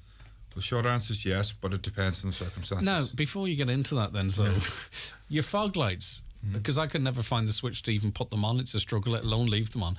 The bright red light at the back is a fog light, isn't it? That's right, yeah. And there are fog lights to the front. That's right, yeah. Not on all models, but some cars. Yeah. Right, okay. And they're not the lower lights down on the grid? They're the very low ones, yeah. Are they? So they're classed as fog lights. You shouldn't drive with them on? During the daylight hours, no. Right, okay. So anyway, go through the ledge first. Yeah, well, look, there's legislation cover this. It's the Road Traffic Lighting of Vehicles Regulations 1963 to 2014.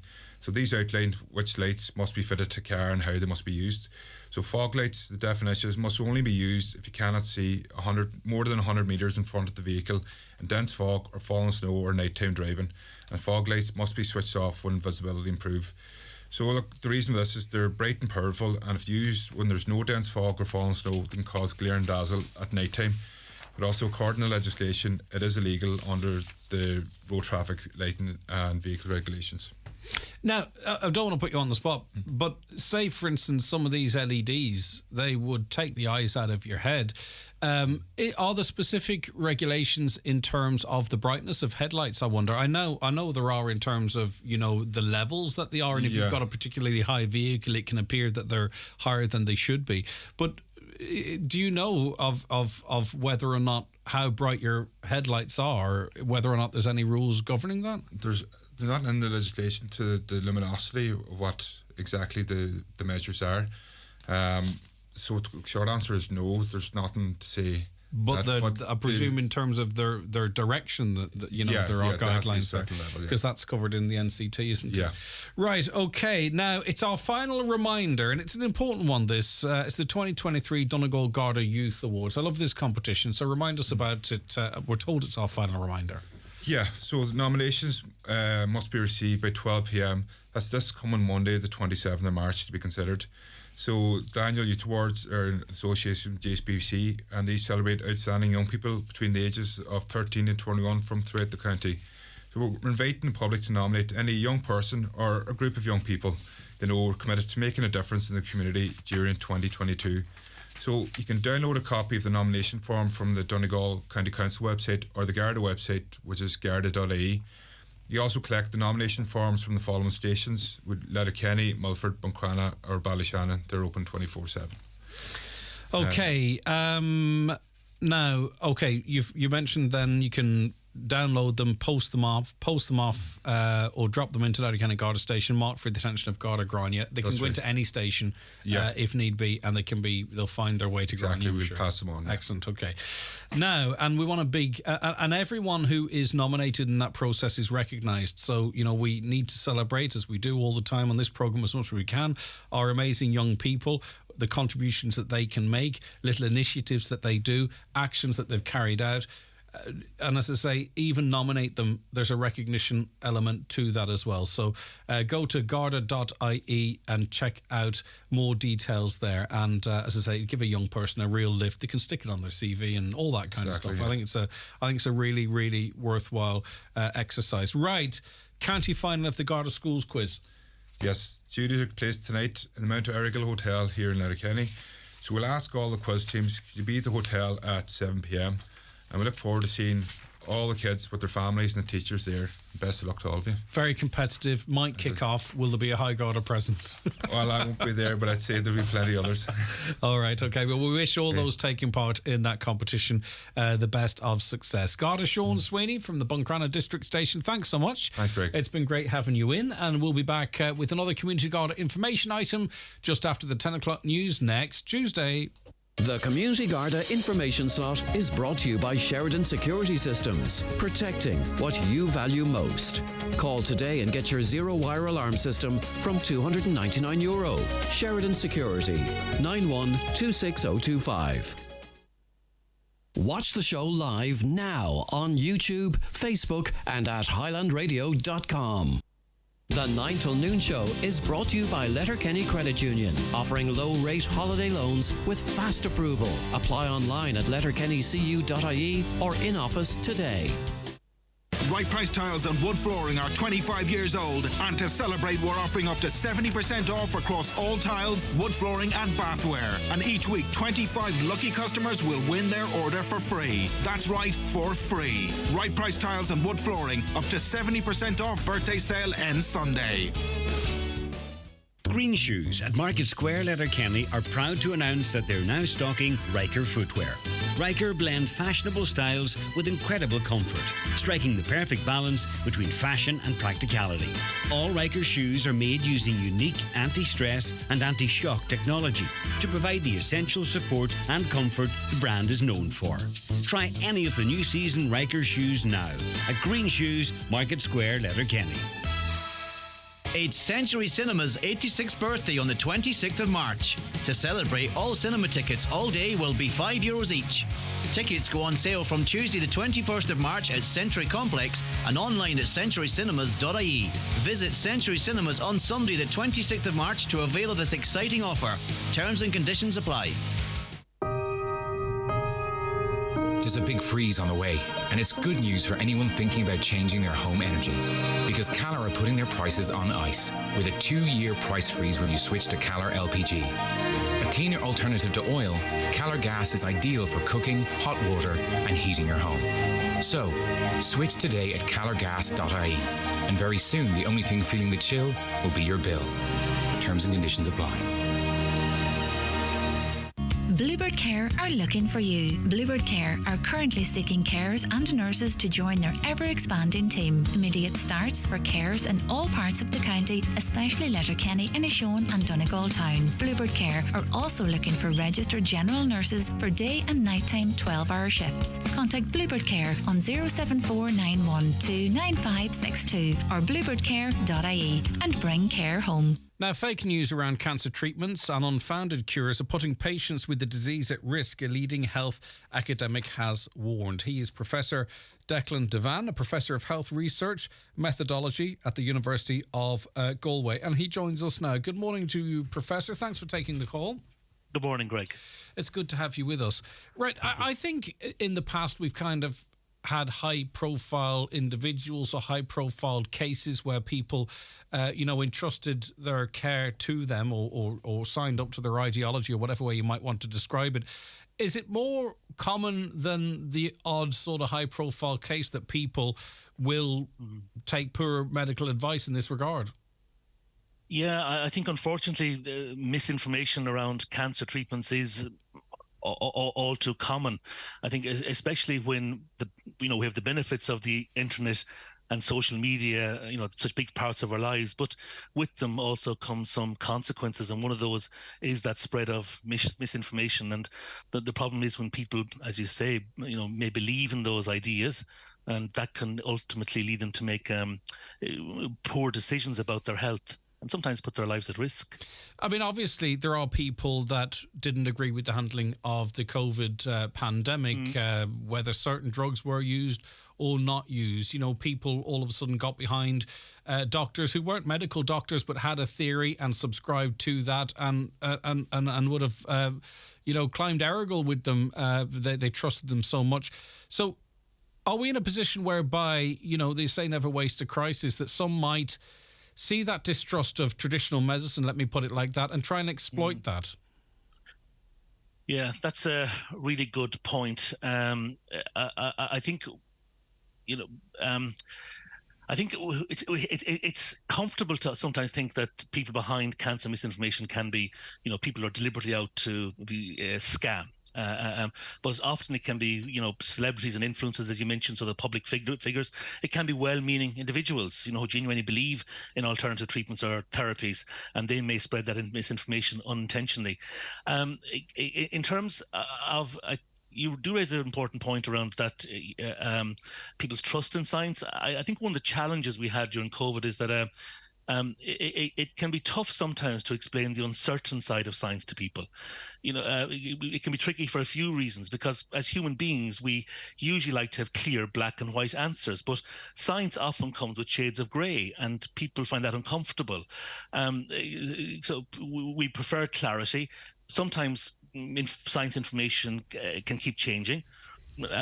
So understanding of various topics keeps evolving, and explaining what we know today and how it might change tomorrow can be a tough concept to convey, as can staying accurate and up to date with that information. Even as somebody working in this full time, it's difficult to stay up to date with a field of research that's evolving so quickly as it did and continues to do, like COVID research. And there's two real motivators for us as humans, I think, and both, can be exploited. One's fear and one's hope. And both can be a false fear and both can be a false hope. Again, when we're at our most vulnerable, we're perhaps more easily exploited, and not even exploited, perhaps, because you say that there's different motivations for people that offer these alternatives. But I just think people can be at a very low ebb, and either of those two emotions can be leaned upon to make poor decisions. That's a really good point. And it is. I agree with you entirely. I think particularly, with people impacted by cancer, I think they can be more, not gullible, but more vulnerable to misinformation due to what you described, that stress and emotion. So, faced with the life-changing diagnosis, be the person themselves the diagnosis or their loved ones, they understandably feel, scared, anxious, and really desperate for answers and hope and solution.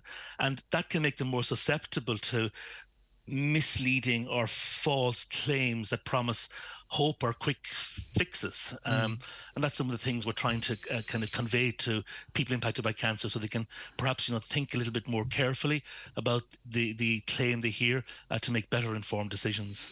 So just in terms of what kind of controls there are on it, let's just use me as an example. I've been doing this show for a while, and I'd hope people would trust me to some extent. What is to stop me stopping doing this program, right, and saying that I felt compelled that I had to leave, because throughout my years of covering various topics, I have discovered that the system is trying to stop you from realising that such and such a product can actually cure cancer. And I have now given up my career, and I'm going to focus solely on saving people's lives because I know that this works, right? And maybe that trust that hopefully I've accumulated some here, that I could start exploiting that and then charging people, money. Is there anything to stop me actually doing that? No, there isn't. That's a worry, isn't it? Absolutely. I think, we have what I would regard as a heavily regulated system in place for pharmacological treatments for any disease. But when it comes to some of these other, lotions and potions and other therapies, there is no effective regulation that can prevent somebody from doing so. And often when we come to people who are influencing some of this misinformation and these claims, they have no health qualification, no health experience, and yet what they're trying to purvey is health information about the alternative treatments, for example, or about particular cures that should be pursued. Mm-hmm. So no, there's nothing to stop you doing that. I would hope that we can, as a public, try to understand why people may be motivated differently, because if you decide to leave your current role to do so, there possibly is some motivation behind that. Yeah, and it's just, you see, and it is a minefield, and it's very difficult. All we can do is trying to get through to people, because let's say, for instance, I said, or someone said, not me, that these crystals can help prolong your life, right? And you go, what? How could crystals do that? Why does the government not provide them? And I say to you, well, Big Pharma controls government, and chemotherapy, radiotherapy, they're making billions out of it. So of course we don't want you to know that these crystals for €100 can work.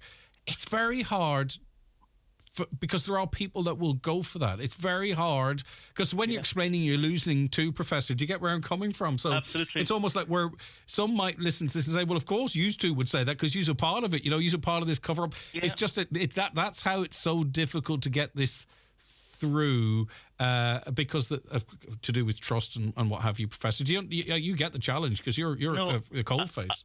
I completely get the challenge, and I completely get why people have that view. And I think that point you make about that personal experience that people have, they're critical because they can be a very powerful motivation for someone to say, well, this worked for me. I have a similar type of disease, or I have a similar issue that needs treatment. But I think even if you don't agree with me, I think that people should think about what role personal experiences play.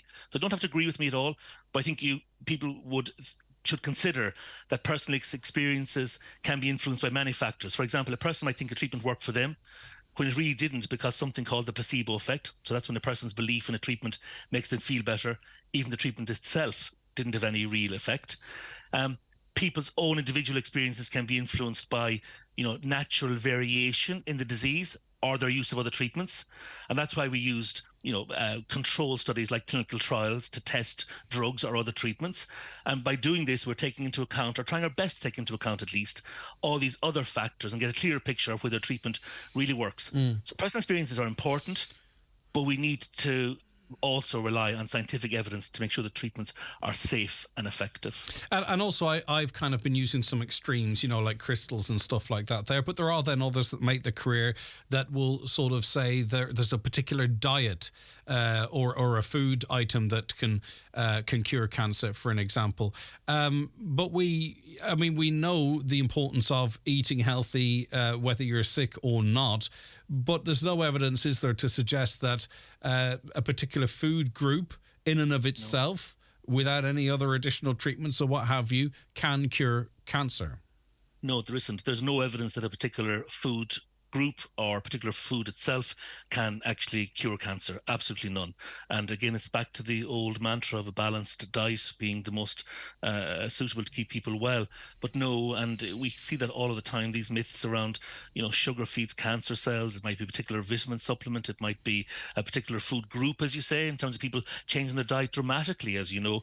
And that's the thing. We all do know this because we all have been exposed to individuals who've been impacted by diagnosis of cancer. So we see often the treatment treatments that they might pursue.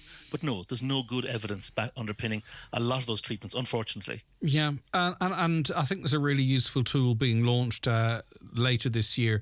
It's funded by the Irish Cancer Society. It's a free online service to be launched by the University of Galway, of course, and it will give cancer patients the tools to examine what's real or what's not when it comes to information around the disease. There's no negative to that, and don't get me wrong, Professor.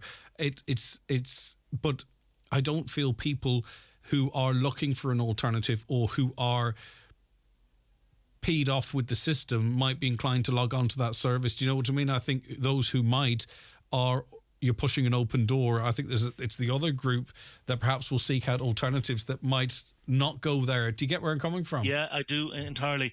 And we're funded by the Irish Cancer Society to develop the programme. The next stage we need to look at is, has it been effective? So who is accessing this program? Does it change people's views of particular treatments or particular therapies, for example? But yeah, I agree with you. I think there are some people whose mind we won't change, and I accept that. We're not trying to change the world with this, but we're trying to maybe make it better for some people at least.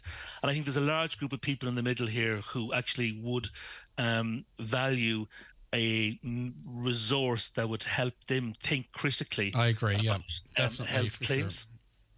Sure. And the important element of all of this is we don't want, or you don't want, I'm sure, anyone delaying treatment that we know that can help make people better outcomes, prolong their life. Any delay to that is a problem, or discontinuing treatment for that matter, or without consulting your medical team, doing anything that might limit how well your how well your treatment might work as well. I mean, that none of that is good. That's all life shortening.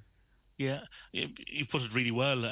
Exactly. So, for example, if someone thinks a particular food can cure their cancer, they may very well ignore the advice of their healthcare team and not get the treatment they really need, or they might follow a risky alternative treatment that has no good basis behind it, and ultimately that can lead them to delayed or inappropriate treatment, increased anxiety, cost often is increased, and ultimately we've evidence that it can lower chance of survival. So I think it's essential for everyone, particularly those impacted by cancer, to have access to accurate and reliable information to make the best decisions they can. Yeah, and I think it's very important that critical thinkers, or people who see themselves as critical thinkers, actually are, and do multiple areas of research, multiple sources. Make sure the person that you're trusting, this is not their latest hobby horse that they're on, and they'll move on to something else the next time. Do you know what I mean? If you want to think a little bit outside the box, do so, that's fine, but actually really dig deep and make sure that really where you don't end up is back at conventional treatment, and you've had a delay and it's going to have a negative impact on you. Exactly. And your point about cross-checking that information from multiple sources is a really good piece of advice. I think, regardless of who's giving the information, is that the same or similar advice from multiple reliable sources? And if it's the one group or individual that's offering you multiple sources for that information, again, if you're a critical thinker, dig deeper yourself. Absolutely. Not go, exactly. Yeah, okay. Right, Professor, we'll talk again, hopefully maybe when this is launched. I'd be interested to see, or even a couple of months afterwards, to see how it's gone down. And as you say, I think there's a lot of people that would be incredibly trusting. The biggest proportion, I think, is in the middle, the unsure or that need guidance. Yeah. And I think it'll be a very popular tool, and we look forward to speaking to it closer to its launch time. Thank you, Greg. And I might just mention the ICS, the Irish Cancer Society Daffodil Day is on the 24th of March. And as we know, every cent that's given there goes towards fulfilling some of this life-saving cancer research that goes on. All right, well done, Professor. Thank you very much indeed. Professor Declan Devan there, who's a Professor of Health Research Methodology at the University of Galway. Any views? 086 60 25,000, 086 60 25,000. Right. Morning, Greg. I fully agree with an earlier caller about carers not providing the care that's on the package they are given. No one oversees what's happening. Thank you. Right, I understand what you're saying there now. In terms of the care that's provided does not match the commitment. I get you. What time does the repeat of the 9 till noon show be on at night? Monday, Tuesday, Wednesday and Thursday at 12 midnight. Friday at 1 a.m. But don't forget that at any stage that you want, you can go on to our we can go on to our website and listen to a podcast of it. It's called a podcast. Everyone's doing podcasts now, aren't they? But what it is really, it's just a replay. Or you can go on to YouTube and watch the show there if you want to as well at any time. Now, just in case that suits you, I'm just putting it out there. I paid €25 for a bag last weekend. No one pays 100 anymore. I'm not sure if you're being serious or not, but I would actually, even if you're not being serious, I think that's closer to it. And out of that 8 or 9 lines, you know what I mean? For some, that's a night out for a few people. I'm not in any way condoning it. It's incredibly dangerous and what have you. But I know there are 17, 18, 19, 20-year-olds who don't have tons of money that are casually using it, not necessarily and it's creating problems. The issue with drugs these days is most young people think they're different. They'll not get addicted. They can take it or leave it. Then they find themselves in an addiction centre wondering how they got there. Look, how many of us started smoking for a bit of crack when you were... Thankfully, well, maybe it does happen now as much. Someone gave you a cigarette, or you had a cigarette and you thought it was amazing. You thought it was so cool, or, rebelling against your parents at 13, 14. And then at some point... you buy a box and then that's it. You're stuck. You're addicted. And it's the same with alcohol, but particularly drugs as well, certain types of drugs. It starts off as, well, sure, I only do it with mates, or I only do it on a night out, or it's only a bit of crack. And next thing you know, you're dragged into that addiction. And we've heard from mothers particularly whose children that they loved and were so close to, over a month, being completely different persons, people they no longer recognise living under the roofs compared to the way they once were. And often it's because of an addiction, and particularly a drug addiction. Okay, we'll be back with the weather forecast shortly. The 9 till noon show is brought to you by Letterkenny Credit Union, offering low-rate car loans with fast approval. Apply online at letterkennycu.ie or in office today. It was a beautiful day. This is U2 with Songs of Surrender, a collection of 40 songs reimagined by the band. Featuring Beautiful Day and One, but we're not the same. U2, Songs of Surrender, out now. BizPrint now offer printed mugs, cotton bags, rulers and pens. They make printing easy and affordable with quality colour printing to suit all businesses and budgets. Call BizPrint in Letterkenny on 91 77955 or visit bizprint.ie. Anyway, last week I was in the house. I'd done a crossword, watched a bit of telly, made about 40 cups of tea, and I just thought today's the day. You see, I haven't been out much since before the pandemic, but I knew the bridge night was on. So I went. It's great seeing them all. They're a really good laugh. I missed that.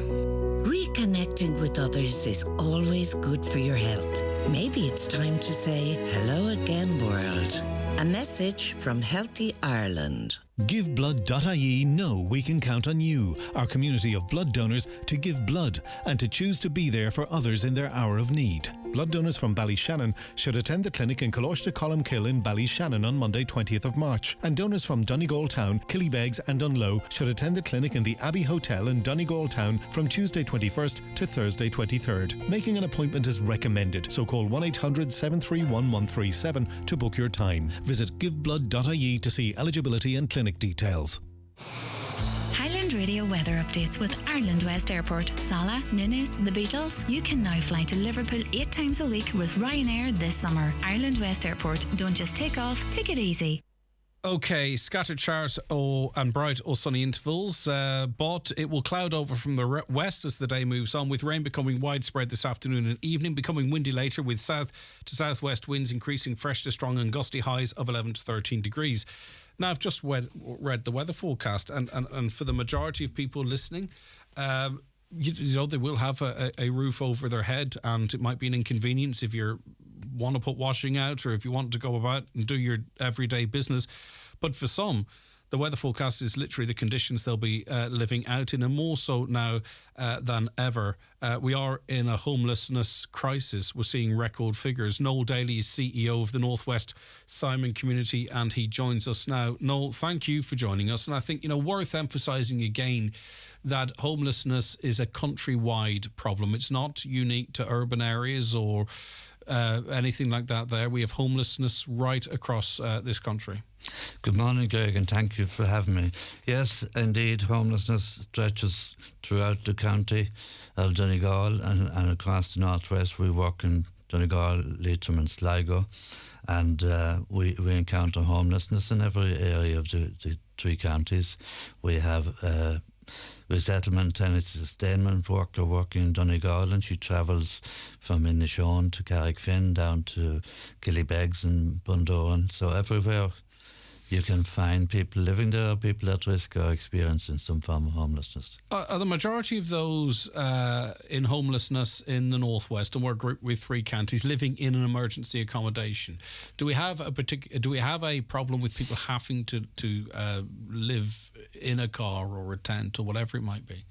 It's well, obviously it's very difficult for the person. It's relatively small in number in comparison to what we have in other parts of the country. We occasionally meet people that would be sleeping in a car. We try to get them out of it as quickly as possible with the assistance of the county councils. Mm-hmm. The official numbers of homelessness is based on the number of people who are provided accommodation by the county council. And what is emergency accommodation, generally speaking? In Donegal, emergency accommodation is primarily hotels, tourist hostels and B&Bs. There's a number of beds in the Columkill hostel here in Letterkenny. Now, in 2022, the last set of figures that we have, what kind of work did Northwest Simon Community do in terms of the numbers of people they helped? Well, throughout the Northwest, we worked with 239 households in 2022. They contacted us, I suppose, to be precise, some people would have contacted us seeking accommodation, expecting that we are going to have a bed available or a house available straight away. And when they find we don't have that immediate answer, they don't continue in contact. But the total number of households that contacted us looking for support last year was 239. All right, and thanks to support, the Northwest Simon Community was able to help a lot of those people. With the, although I don't know how this is going to play out politically, but anyway, as it stands now, from April 1st, the eviction ban is gone, and we don't know the numbers of those that have been served in this region over the last while, but it means that it's unlikely we're going to see a reduction in homelessness, I think, in the Northwest. Is that how you would assess it? I would be very surprised if we have anything other than a significant increase. I don't know the precise figure for notices of termination in Donegal, but at a recent meeting with the local authorities, we were told that Sligo County Council and Leitrim County Council both know of 20 families facing eviction when the would you like to see that, and I don't, maybe it's too political for you as a spokesperson for the Northwest Simon Community to comment on, but would you like to see that eviction ban extended? Yes, I would. Yes, I think it's important that we plan.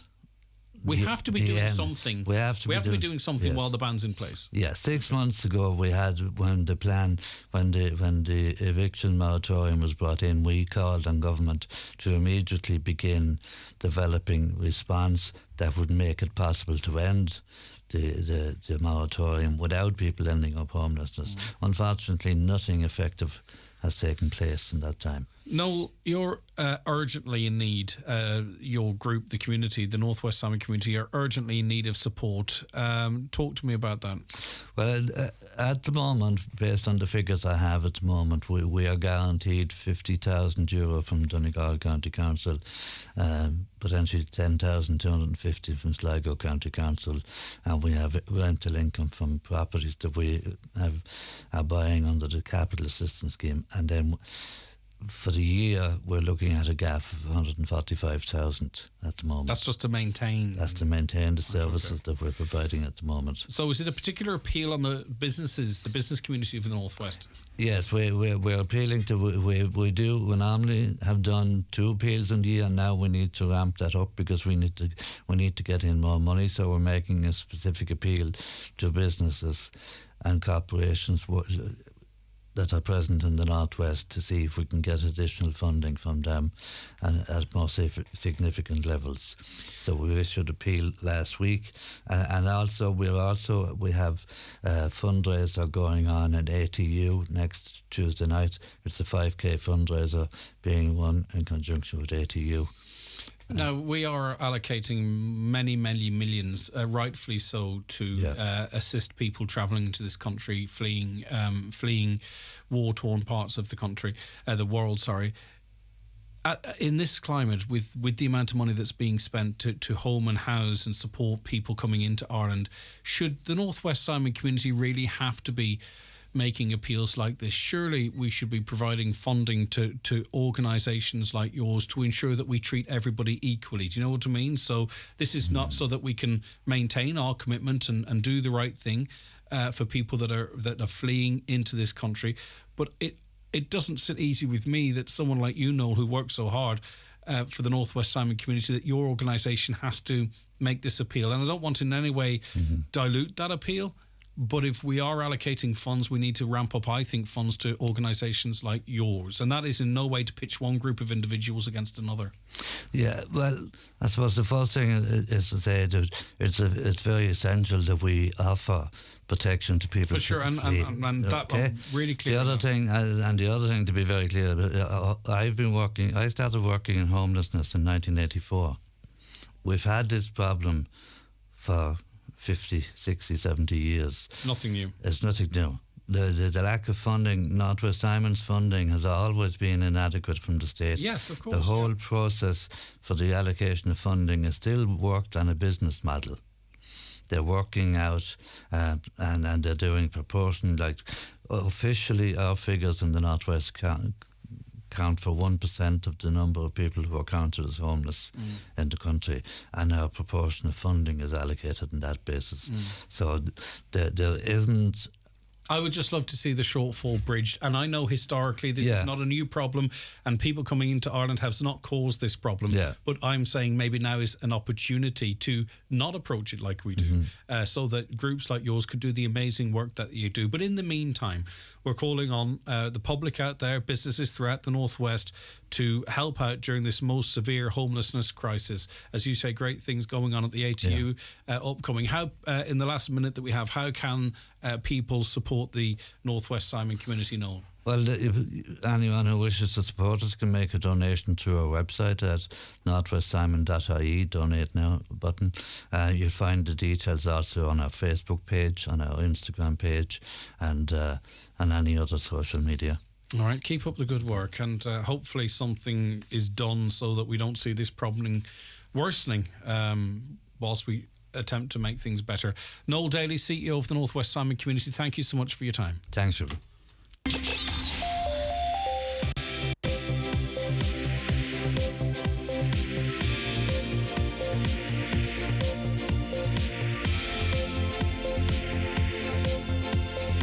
Okay, it is just a minute past 11. It's time for a news update, and we welcome into studio now Donna Marie Doherty.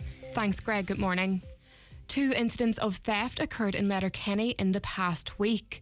The first took place on the early hours of Monday morning, which seen entry gained to shop premises on Main Street, and a substantial amount of jewellery has been stolen. The second incident occurred on the Business Park Road on Tuesday afternoon last, where a lawnmower was stolen by 2 suspects driving a blue Peugeot partner van. Garda are appealing to anyone with information or dashcam footage regarding either incidents to contact them at Letterkenny Garda Station. A Buncrana woman has lost €13,000 in an elaborate scam. Chelsea Farrell received a notification from her Revolut app claiming another user had attempted to log into her account.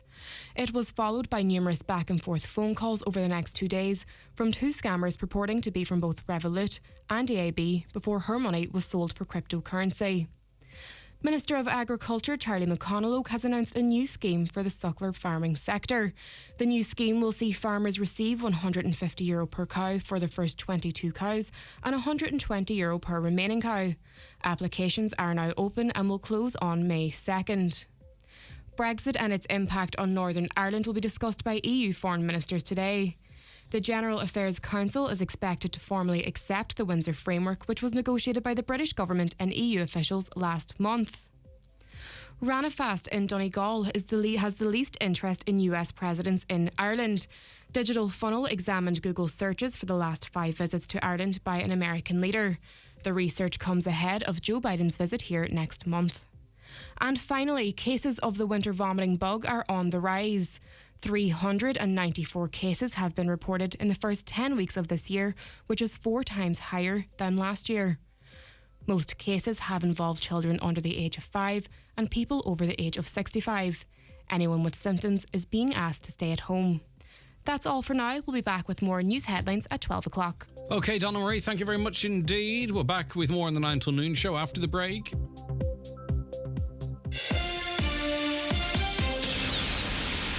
The 9 till noon show is brought to you by Letterkenny Credit Union, with monster loans available up to €60,000 for all occasions. Visit letterkennycu.ie. Show the Monday blues the door. Kick them into touch. Banish them for good. With a wee treat at Kelly's Diner in Letterkenny. Maybe a coffee and scone, or an all-day breakfast, or a burger and chip. With American-style booth seating, fast and friendly service, a menu packed with tasty choices at great value, and loads of parking, it's a great stop-off any day of the week. Take back your Mondays at Kelly's Diner, Mountain Top, Letterkenny. Sleek, smooth, safe, modern. Oh, you want to hear more? Do you want to drive the most modern car in Donegal? There's a reason why it's our county's favourite car. The brand new diesel Kia Sportage, the multi-award-winning SUV, is available at iMotors now. Our team will take care of all of your needs. Visit imotors.ie or call in to us today, because how you feel when you drive is important to us. Do you have training requirements within your company? SafeTech are running a number of part-funded programs, including electro and butt fusion welding, first aid, water hygiene, company safety officer, confined spaces, food hygiene, construction site supervisor, various plant UK construction cards, and much more. Contact SafeTech today on safetech.ie. Right Price Tiles and Wood Flooring are 25 years old, and to celebrate we're offering up to 70% off across all tiles, wood flooring and bathware. And each week 25 lucky customers will win their order for free. That's right, for free. Right Price Tiles and Wood Flooring, up to 70% off birthday sale extended until Sunday. Hi, Marty Morrissey here. The Marty Party is coming to Donegal to the Cranry Hotel in Letterkenny on Friday, March 31st. It's a party like you've never experienced before. Joining me will be Donegal's latest sensational group, Honor, David James and Real to Dance. Also performing will be Eurovision winners Paul Harrington and Charlie McGilligan, the stunning Irish dance group Coija, and many more. Win flights, holidays and hampers. Tickets available at the Cranry Hotel. Book now and join us for the Marty Party. Warner Brothers have landed a McDonald's Happy Meal. Mix your favourite characters like Batman and Scooby-Doo and ignite your imagination. And now get a free World Book Day token with every Happy Meal. Some fun, some food. It's all inside this Happy Meal. Until the 21st of March from 11 a.m. while stocks last. Token valid 16th of February to the 26th of March. Terms apply. Text or WhatsApp your view to Greg on 086 60 25,000. Caller says, I went to Carrickfinn Beach yesterday for a walk as I hadn't been there for a few weeks. I decided to do my walk along the fence which borders the airport and came back by the beach. 5 minutes into my walk, I decided to turn back. The dog poo was everywhere. Why are dog owners so inconsiderate? After all, it's their dog's mess, so why not take responsibility instead of getting aggressive when confronted? Okay, dog poo. Listen, it's only a small amount of dog owners that don't pick it up. Just because it's on the beach, it's still disgusting. Please pick it up. It's, you know, what? You wouldn't want your kid or your child or someone in your family to step in it. Why would you leave it behind for others to do so? I don't understand. Hi, Greg. The 4 provinces flag is representing Irish rugby. It's a line in the anthem, Ireland's call. Okay, brilliant. That makes an awful lot of sense. If that's the case, okay, thanks for that. So apparently it's rugby fans putting them up. Who puts the flags up, though? Because they go up on poles and all. Are you behind it? Why do you put them up? Of course, maybe this listener says it's because of Irish rugby. But as I say, they're pop up all over the place. So it's done in some sort of an organised fashion, I think. A caller says, I have 2 amazing home helps that come to my mother, and I have another 2 who simply want to get paid without showing up. They complain about everything and are in and out within 7 minutes for a half-hour visit. There is no reflection of it. This is not a reflection of all home helps, and a lot of them are genuinely very caring. However, some are just there for the money, and if you complain, you're threatened with no care. I've heard this before, by the way. Some people are afraid to upset the apple cart if they're not getting a proper service because they're threatened with the care being withdrawn. So what happens in that process? Just so we can get to the bottom of it and maybe call it out or expose it if it needs exposing. Why complaining? What is the circumstances that if you complained about the home care you're receiving or that your loved one's receiving, that care could end up being withdrawn altogether? Help me understand that, please, so we can shine a light on that. This caller says it's a catch-22 situation mostly. They go on to say that I feel the standard of care definitely is slipping, and when I retire, the home helps will probably just wave in the window and drive on at that stage. I get where you're coming from. Hi, Greg. Just got an ESB bill. €520 for a bungalow with 2 people living here. I rang them. They said my contract was up and I was paying full whack. They said they're not obliged to let the customer know the contract is up, so I lost my 10% discount since September. I think this is really underhand. Let your listeners beware to keep an eye out on their contract. Yeah, really very important. Switch every year. With all of this stuff, electricity, broadband, it's not like the old days where you're without internet for 5 or 6 days. Switch your broadband, switch your internet. Switch your home insurance. Make sure if you get home insurance that you cover the cost of rebuilding your house. Don't say, 80 grand and that'll do. If it costs €380,000 to rebuild your house, insure your house for €380,000 because that's, you will need that money. God forbid the worst were to happen. But shop around. Great savings to be made in that area as well. Your car insurance, shop around.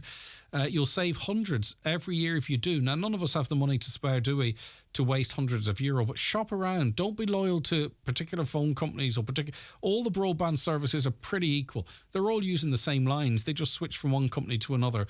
Now, of course, in terms of cost of support and what have you, there is a variation. But look, if you've got fibre into your door, it's all the same line. It's just a different company that you are paying. I'm very keen to sort of have a word on to get some of your comments yesterday about the football, because we had Oisín Kelly on and we had Brendan Devaney on, and we were discussing, the future for Donegal. Brendan Devaney, I think, kind of is of the view, don't want to paraphrase it, but he's a former intercounty player as well, of course, that, don't get your expectations up for any major titles in the foreseeable. Oisín, of a little bit more optimistic, he's saying, look, get over the first game in Ulster. Who's to say you couldn't make it to a final and pull it off on the day? I think I'm paraphrasing correctly there as well. But a caller says, not a caller, all of you are saying, Greg, I agree with the texter. Lads should be called for trials to play for Donegal, not pick plenty very good club players sitting twiddling their thumbs. I think it's time these managers open their eyes.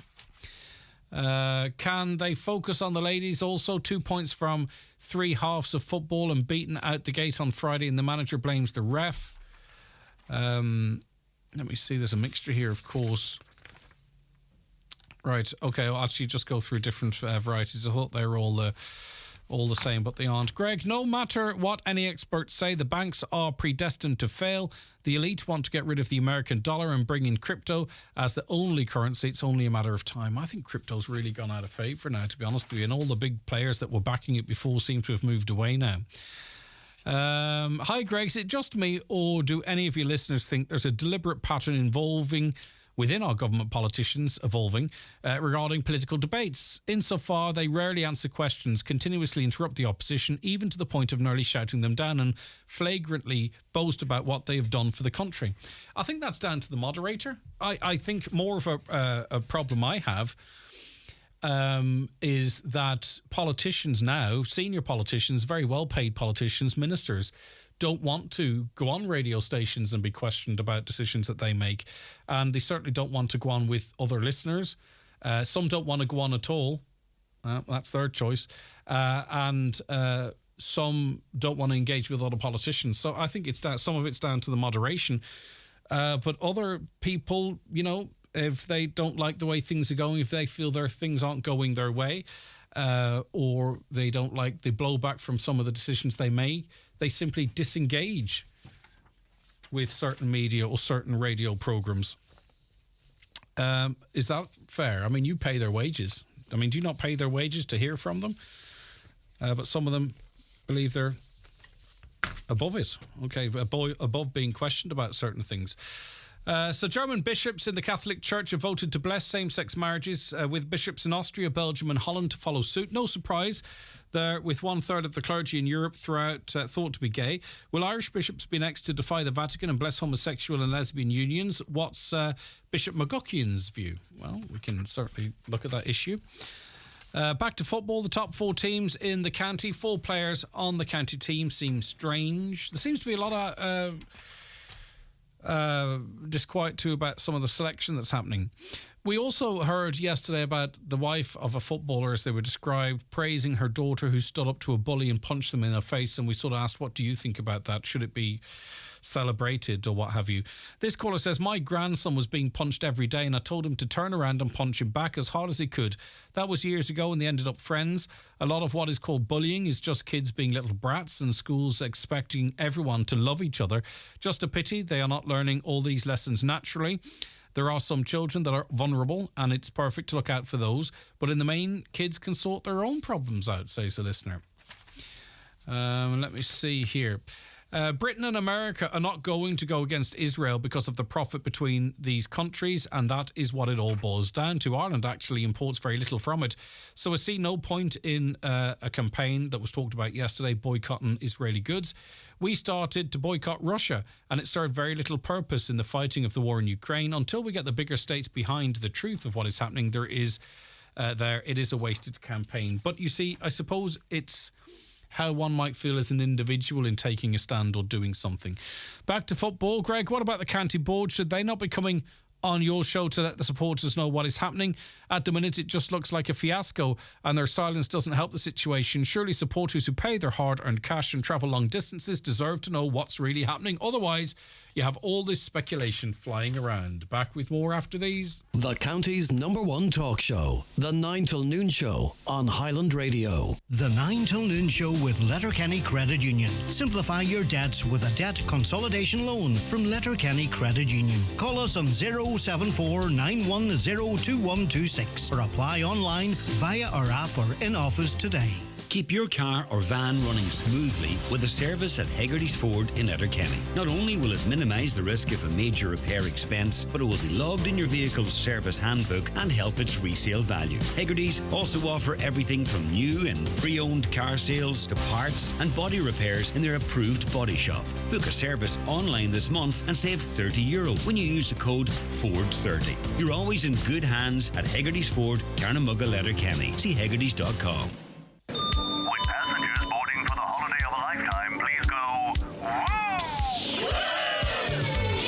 Highland Radio wants to send you on the holiday of a lifetime. Worth €10,000. Plus $5,000 spending money. Get your ticket now at highlandradio.com. Answer the question and start packing. Start packing.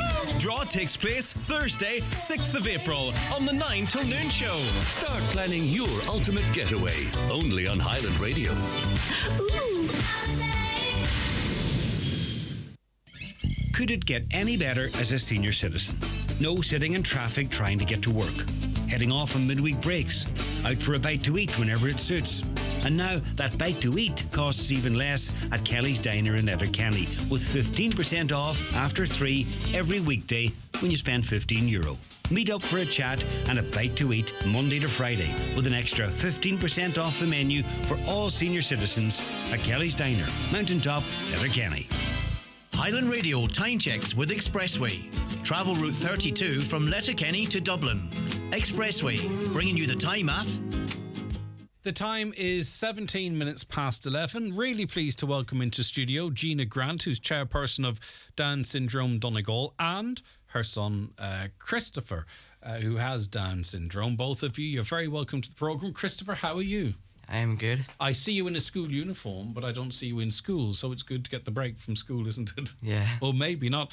Christopher, you are a student in St. Eunan's College. You're in third year. How's school going for you? It's very good. I'm in third year now. I can't believe that years flies. I'm so happy. But I'm going to do it next year, so hope I get there. So. Oh yes, of course you will. And transition year is fantastic. And what's your favourite subjects at school, or what do you enjoy most? Well, my favourite subject is art. Yeah. I love drawing and colouring and all. At the house, I will colour and draw anything from my imagination and my mind. So. Okay, so you could draw anything down on paper. You like to just think freely about it, do you? Yes. And you also love music, I think, don't you? Yes, I do. I'm afraid to ask you what music you like. Can I? What music do you like? I like a lot of songs. I like singing Proud Mary. If I was in the car, my mum always wanted to put on Proud Mary for me, and I was so happy and excited to see how long it would be to play music. But I love music, so. Yeah, Proud Mary is a tough song to sing, though. It is, yes. I wouldn't fancy. Is it the Tina Turner version that you like? Yes, I do. All right, okay. That is a cracking song. A brilliant song at a wedding too. It gets everybody up out dancing.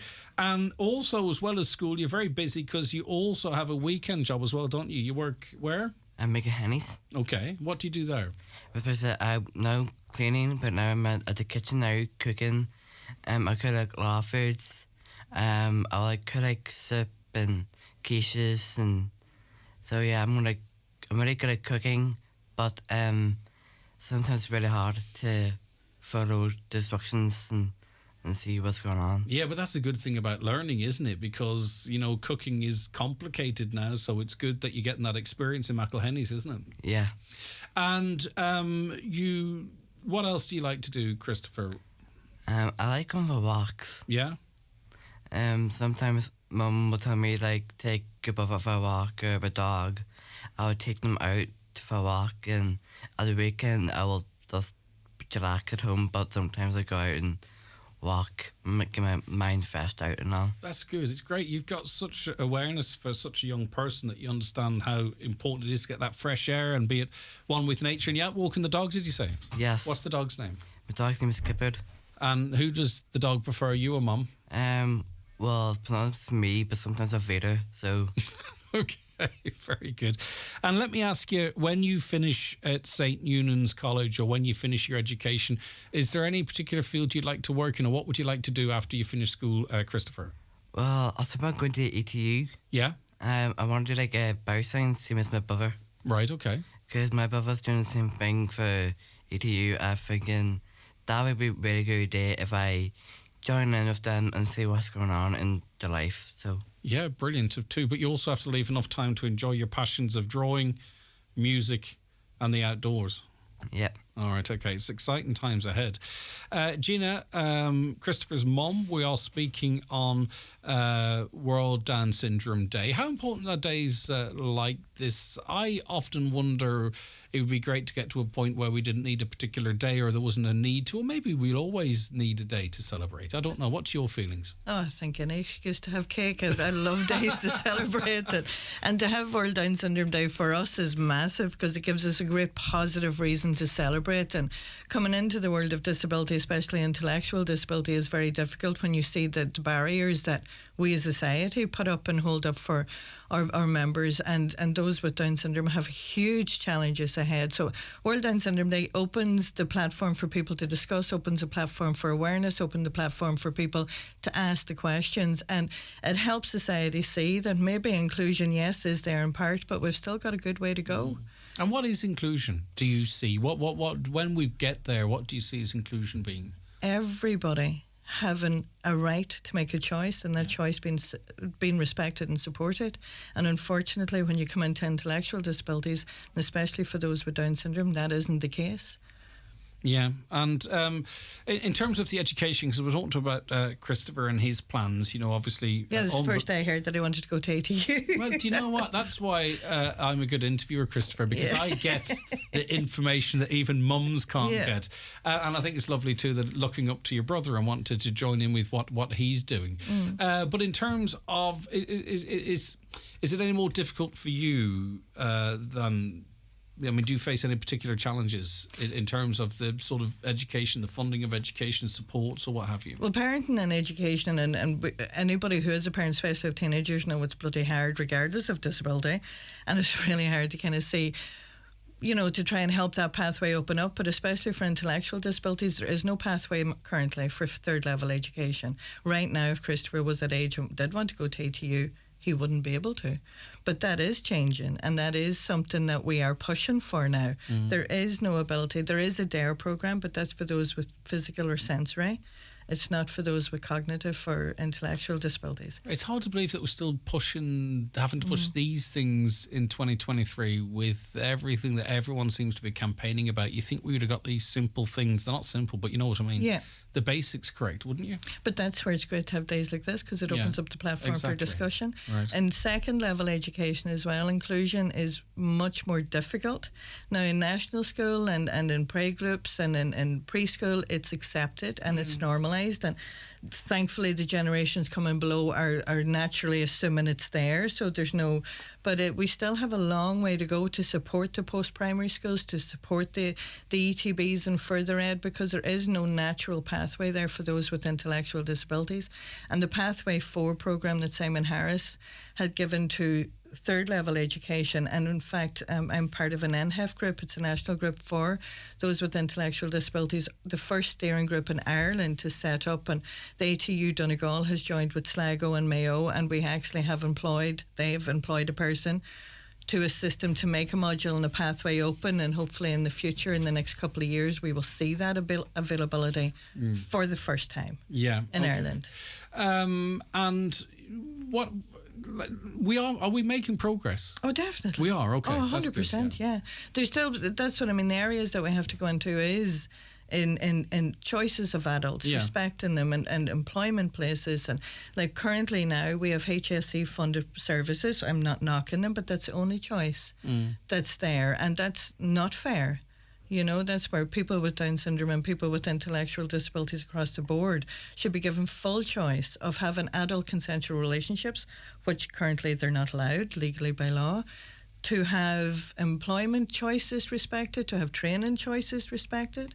There's no reason. To be respected as individuals. Exactly. And then if they are, we don't have to talk about the various branches in which they aren't being. That's it. And in our healthcare system, we also need to provide adequate healthcare for those who have the extra chromosome, because research has shown that there's a specific health issues that will occur in them when they turn into adults, and that isn't currently being adhered to. And there is, I don't want to say neglect in the healthcare system to look at this resource, but there is definitely areas of need that need improvement, because we know that the extra chromosome can cause specific health issues. So they should be aware of that whenever they go into different health centres and different health fields, and that currently isn't the case.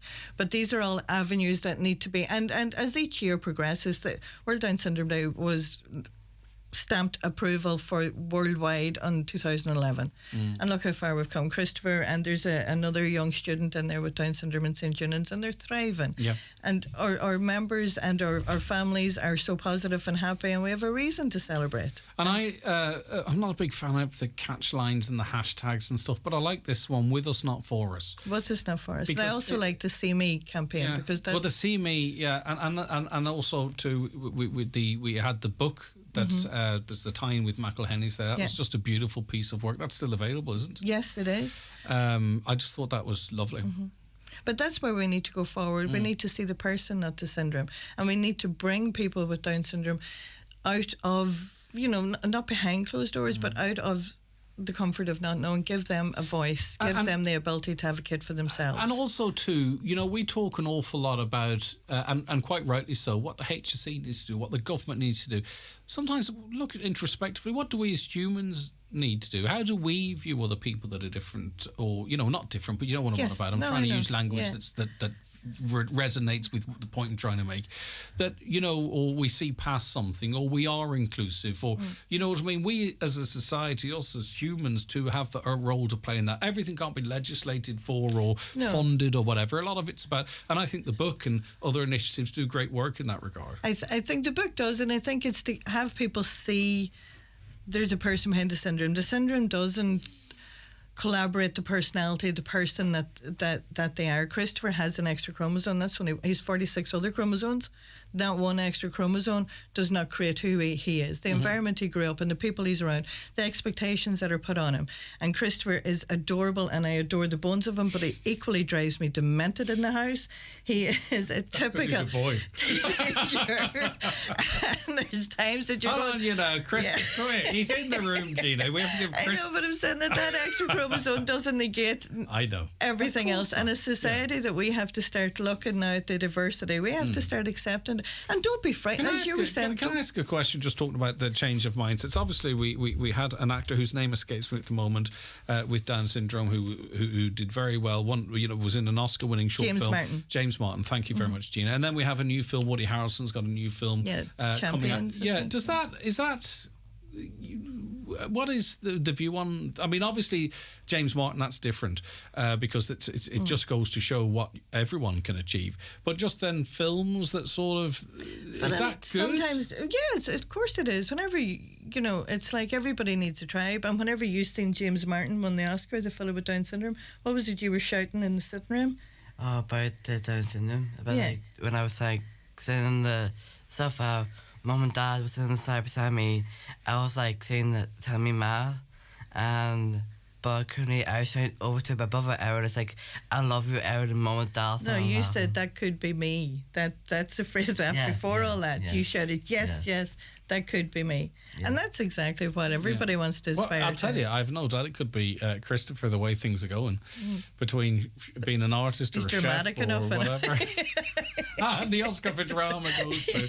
But no, it's just to see, and I think society just needs to lift their nervousness of saying the wrong thing and the nervousness of, I don't know what to say or do, or to hold the head tilt whenever somebody has a child with a disability. Yeah, exactly.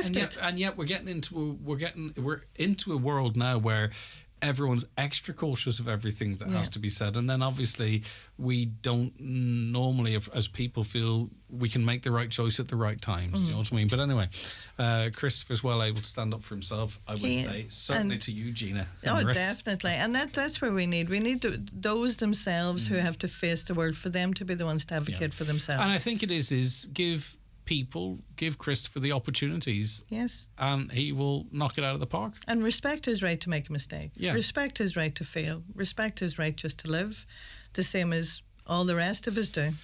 Right, Christopher, listen, I'll not hold you very much longer. Your mother mentioned cake. Is there going to be cake later? This is the first year. This is the first year in life that I haven't got him a cake for World Down Syndrome Day. Why did you decide to mention it on the radio station? Why? People, celiac is really, really hard to get a gluten-free cake, and I'm no good at a baker. But right, so shall we find out if there's any proper cake? The right cakes out there. Yeah. Anyway, if anybody has a gluten-free cake that I can buy anywhere, so this child isn't deprived. Well, you made the rod for your back, Gina. Did you mention cake, Christopher? I never mentioned cake. I never have Mum mentioned cake in the entire life of all time. It was Gina that mentioned the cake today, nobody else. So every year I used to bring a cake to school. Every year we had cake. Me and Christopher are innocent in this. Now you've got to get it. And I know you're not very busy, so you've plenty of time to get a cake. Cupcakes and Tesco's, we're going there. All right, Christopher, do you want to say hello to anyone, any of your work colleagues at McElhenny's? Or yes, I want to say hi to my friend Miko in my St. Eunice, and I want to say thanks to Sandra, who is my manager in McElhenny's. I want to thank everyone who's working at McElhenny's, and thank everyone for listening. So. And Mum. And Mum as well. Okay, very pleased. Christopher, anything you want to do, you will do. I can see it. Whatever you want to do, you set your targets, you'll do it. I can see that in you. There's no doubt about that. You're a fine young man, and we appreciate you coming up. Good luck with your studies. I will. Good luck with getting the cake. The right cake, Mum.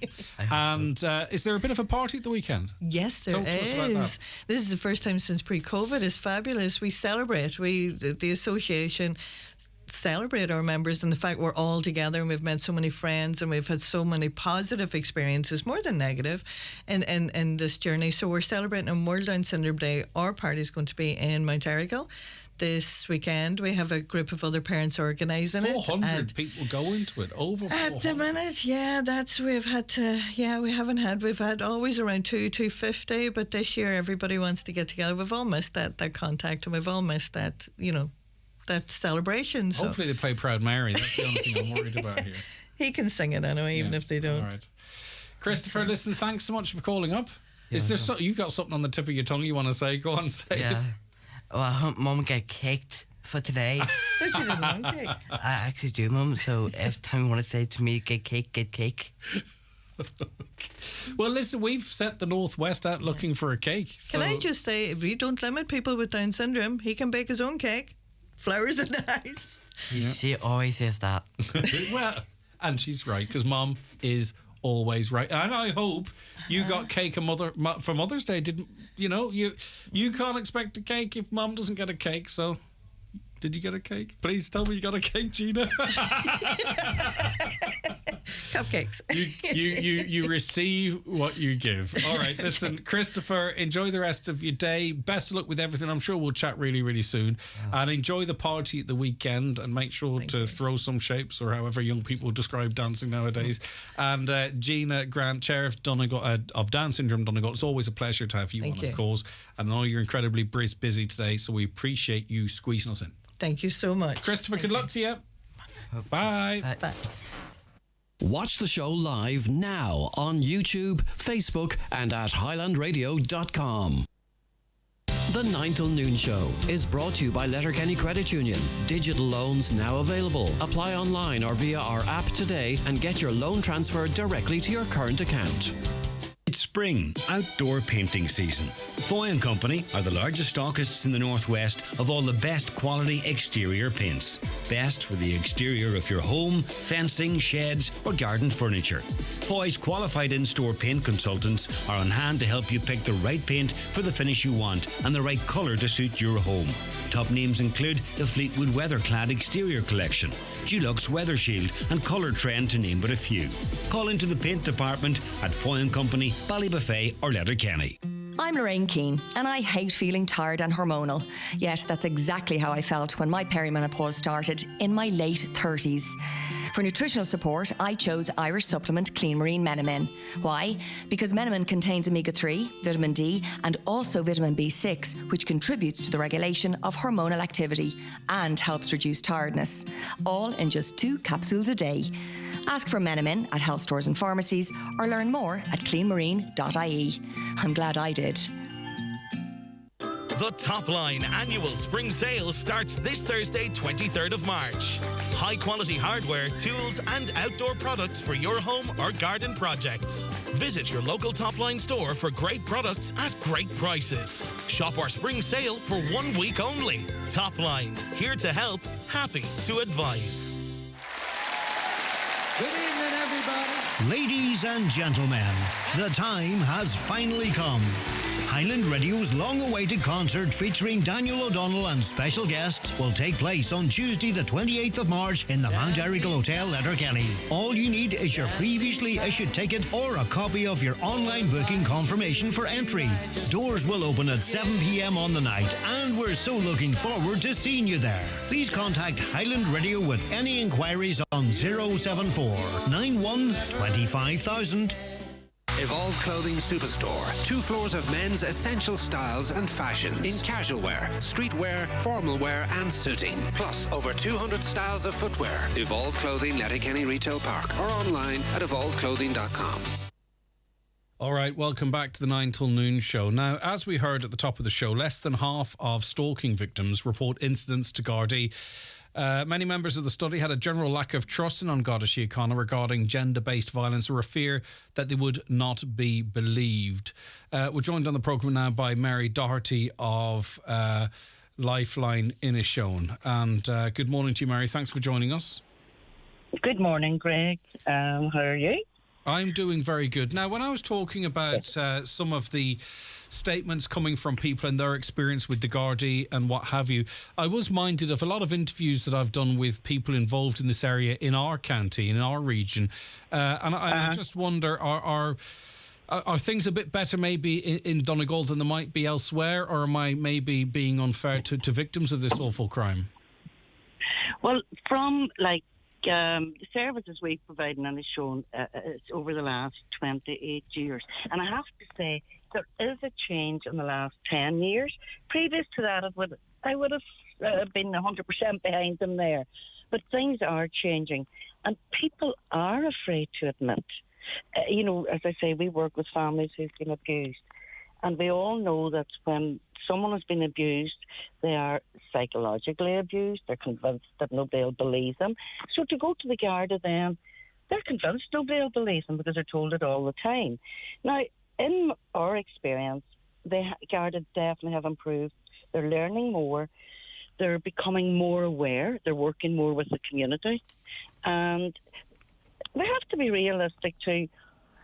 Garda are human, and we are going to get people that aren't going to, no matter what service you're providing, there's always going to be one or two who will dismiss people for whatever reason. Mm-hmm. But in general, I have to say, we have found that there is an improvement.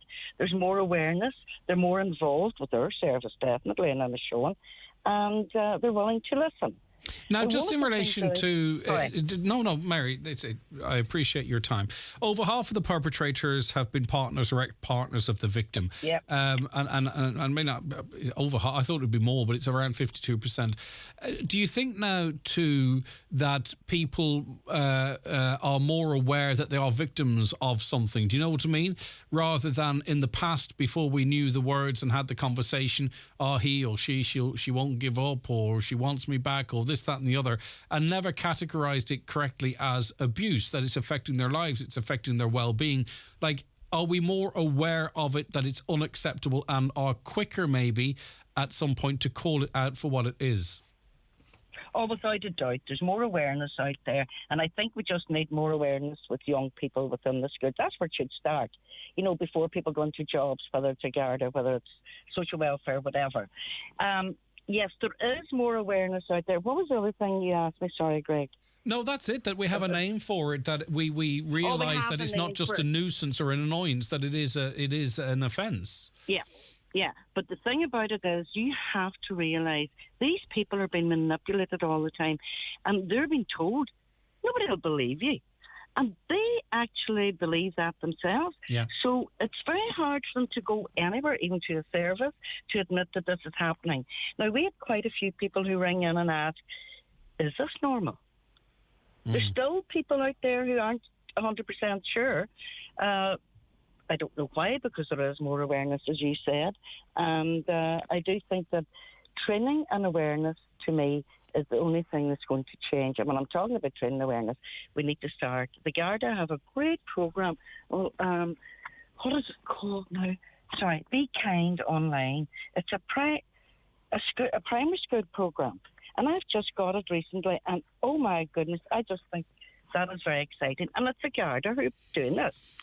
Yeah, and also I don't think we highlight it enough. Yeah, and when we talk about the word stalking, right, this is not just someone messaging, why aren't you answering my calls? Why don't we get back together? Or even some might message, I was having this conversation there not so long ago saying, if you don't answer my call, I'll kill myself, or something like that there. Yeah. And then it can get to threats. It can be sharing intimate images. That whole area of harassment and stalking, it can be incredibly negative and impactful on the victim's life, can't it? It can get really, really bad. Oh, without a doubt. I mean, that is very overpowering. It affects their mental health. It disempowers them in their lives. And I think that people don't realise what stalking means. I think you have said it all. But in all honesty, I think people in general, you say stalking. What's that? Do you know what I'm saying? So maybe it's just we need to make it, highlight it. Yeah. It's like different forms of abuse. People think that abuse is just sorry, that sounded awful, but they feel as when somebody has been attacked. You know, they don't realise it means stalking, financial abuse, sexual abuse, all of that. Yeah, and of course now too with social media, with mobile phones, with people creating secondary accounts and all that type of stuff, cloned accounts, like people, there's no escape from it. And I think that's why the definition of stalking has changed so drastically. I understand why, Mary, that this report has been published, and I understand too that it is designed for things to change. My only concern when reports like that are issued, that actually it might discourage people from making a report. What is the point? Sure, there's been a big study and over half the people thought that there was no point going to the Guards, so why should I? So as I say, I understand that's not the motivation of reports like this, but I fear really what they actually do is potentially discourage more victims from coming forward, because what's the point? That's not the experience that you have, Mary. You're encouraging people not to suffer in silence. Yeah. The reason I came on, really, Greg, was just to let people know, no, there are changes. The Guards are moving on. They're doing things now that they never did before. And do you have confidence in them? Like, as I say, contact the service. And if you feel that the Guards aren't listening, the service will support you in going to the Garda even. So there's all of that out there. As you said, I don't want it to put people off. Mm-hmm. We don't want That's to be my going worry. backwards. Yeah, exactly. We don't come forward. And I've spoken to some of the team on this programme. They will meet people in plain clothes. They will they will do check-ins. There's loads of different things that they do in this county. There's some amazing people involved in it. And as I say, I don't want, if people have had a negative experience, I don't want to sound like I'm against them. I'm not. Let us know. And I'm sure, look, the Guards are always prepared to learn. Finally, Mary, just at Lifeline in a show, and I mean, obviously there are certain triggers for more people being in distress. Tightening finances can cause an awful lot of problems in a home and what have you. Are you seeing anything lately at the moment, Mary, that we should be aware of in terms of trends or what's happening or what you're seeing? Well, we just found, like, COVID had an awful effect. Yeah. I mean, that isolated people further into what they were living with. And funny, I met a woman just today, and she was just saying that the things that keep people back are finances. Now, the homeless, I mean, we were talking about the homeless earlier on. We had clients, and we couldn't find any accommodation for them. Mm-hmm. The refuge was full. I mean, it's just scary. Yeah. And but the only good thing is the services are there. Please use them. Come forward, they will support, please. And it's just that, yes, in general, as you know, Greg, anyway, the COVID has affected so many people in so many ways, but especially people who are in this situation.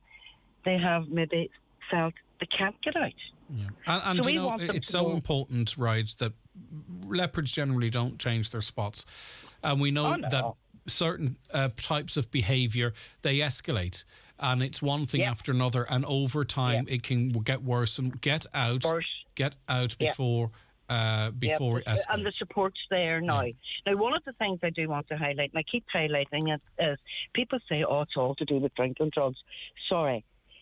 The abuse is there. That only escalates through the drugs and the alcohol. It escalates. It gets worse. But it's there without the drugs or alcohol. All right. Does that make sense? It does, of course. It does. Yes, I get exactly what you're saying. You know, people have this myth. It's only people who drink that abuse. Sorry, that's not the case. Yeah, no, it's an important point, Mary, and I understand exactly where it's coming from. Mary Doherty, yes, go ahead. Our Guards are great. Okay. Right, take care, Mary. Okay, and on this show. Thank you. Take care. Mary Doherty of Lifeline in a show, and we appreciate you coming on to react to that study. The 9 till noon show with Letterkenny Credit Union, now offering mortgages from €40,000 to €600,000 with no hidden fees or transaction charges. Letterkenny Credit Union, 9102127. Stop. Highland Radio are going to Scotland from Monday the 1st of May to Thursday the 4th of May with the very best of music, and we would love for you to join us. Staying at the 4-star Crown Plaza Hotel in Glasgow, we are bringing with us some of the biggest country stars, including myself, David James, Declan Ernie and Robert Mazzell, to name a few.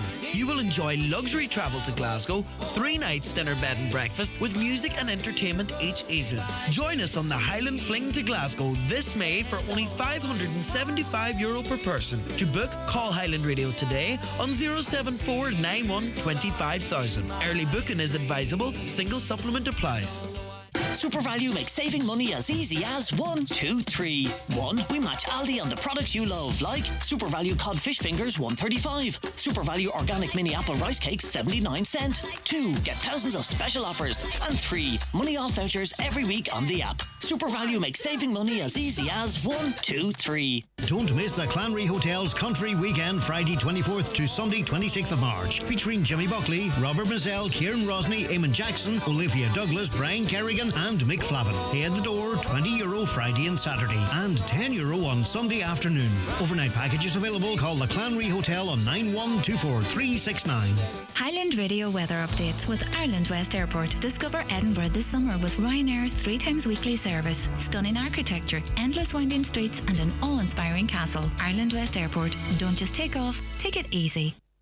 Okay, so let's have a look at that weather forecast now. Clouding over from the west as this afternoon wears on, with rain becoming widespread by afternoon and evening. Becoming windy later too, by the way, with south to southwest winds increasing fresh to strong and gusty highs of 11 to 13 degrees. Now, Shirley-Ann joins us on the programme now. Thanks for joining us, Shirley-Ann. I appreciate it. Hello, Greg. How are you doing? Good. Now, you've issued a warning to the residents of Sion Mills. Tell us what was discovered. A bag of drugs which seemed to resemble either cocaine or the drug called speed. And where was it found, Shirley-Ann? It was literally found across the street from my mother's house. My mother actually lives where the drugs were actually found. I was getting out of the car. I had the wee girl with me. I was just calling down. My mum wanted me to call down.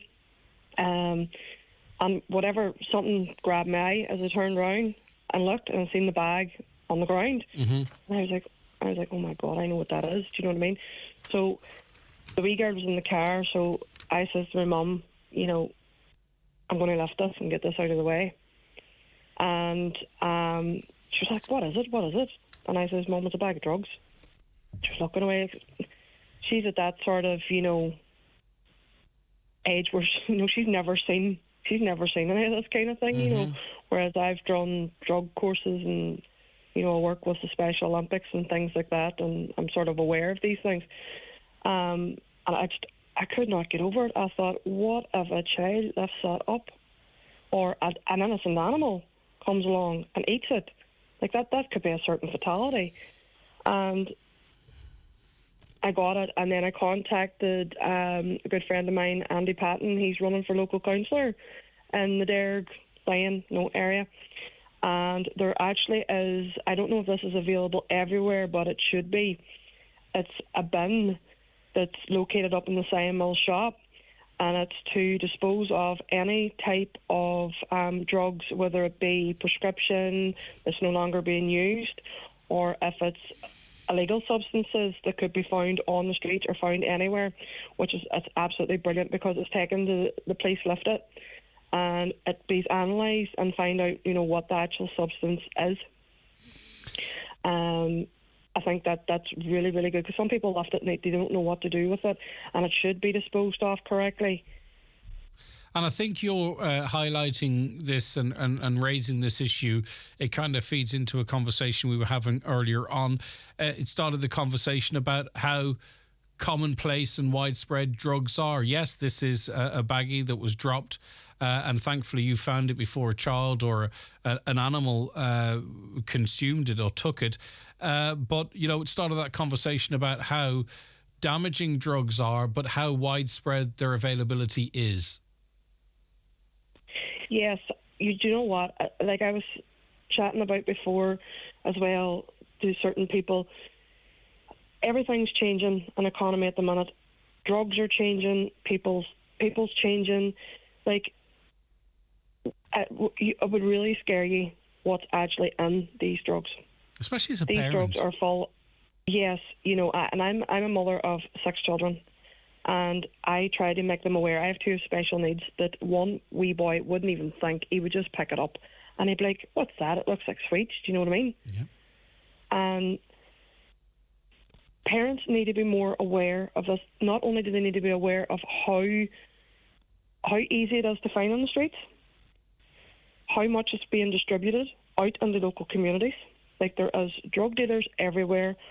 Once they give you product and you give money, you're no concern to them, and they don't care about your health, your welfare, the short or long-term damages these drugs can actually do and affect a person. And let's talk a little bit about the short-term side of it too, Shirley Ann, because look, they will cut this stuff. They buy this product raw.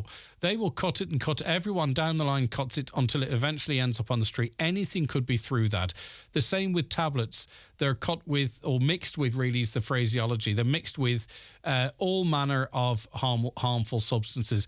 It only takes, and this is the scary part for me, Shirley Ann, everyone sort of, through their lives experiments or takes chances or whatever, but it only takes one line of this drug or one tablet being taken, and that could be it, wipeout. Do you know what I mean? That's what really worries me, because a lot we talk about the addiction, and if someone gets addicted and that happens, and we can not take our eye off the ball, don't get me wrong, but it's like the one punch incident.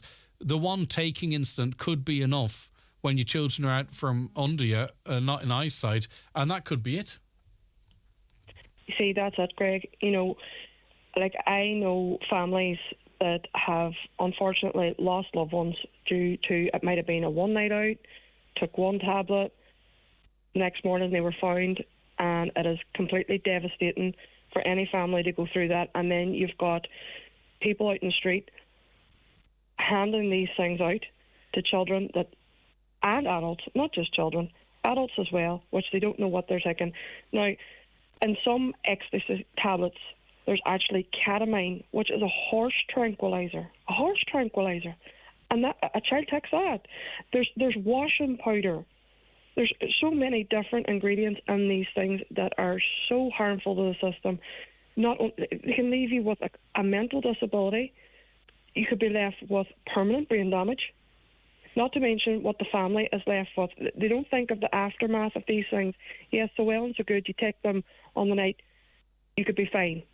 But it's that percentage of people that actually aren't fine, that either die from taking this stuff or are left seriously life-altering changes.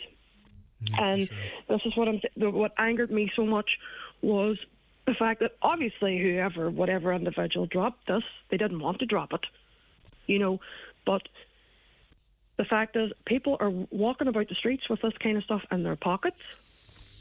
Again, for a poor innocent individual to come along and pick up. But what I want to see is, I find the justice system with these things, yes, a lot of things is brought on mental health and things like that.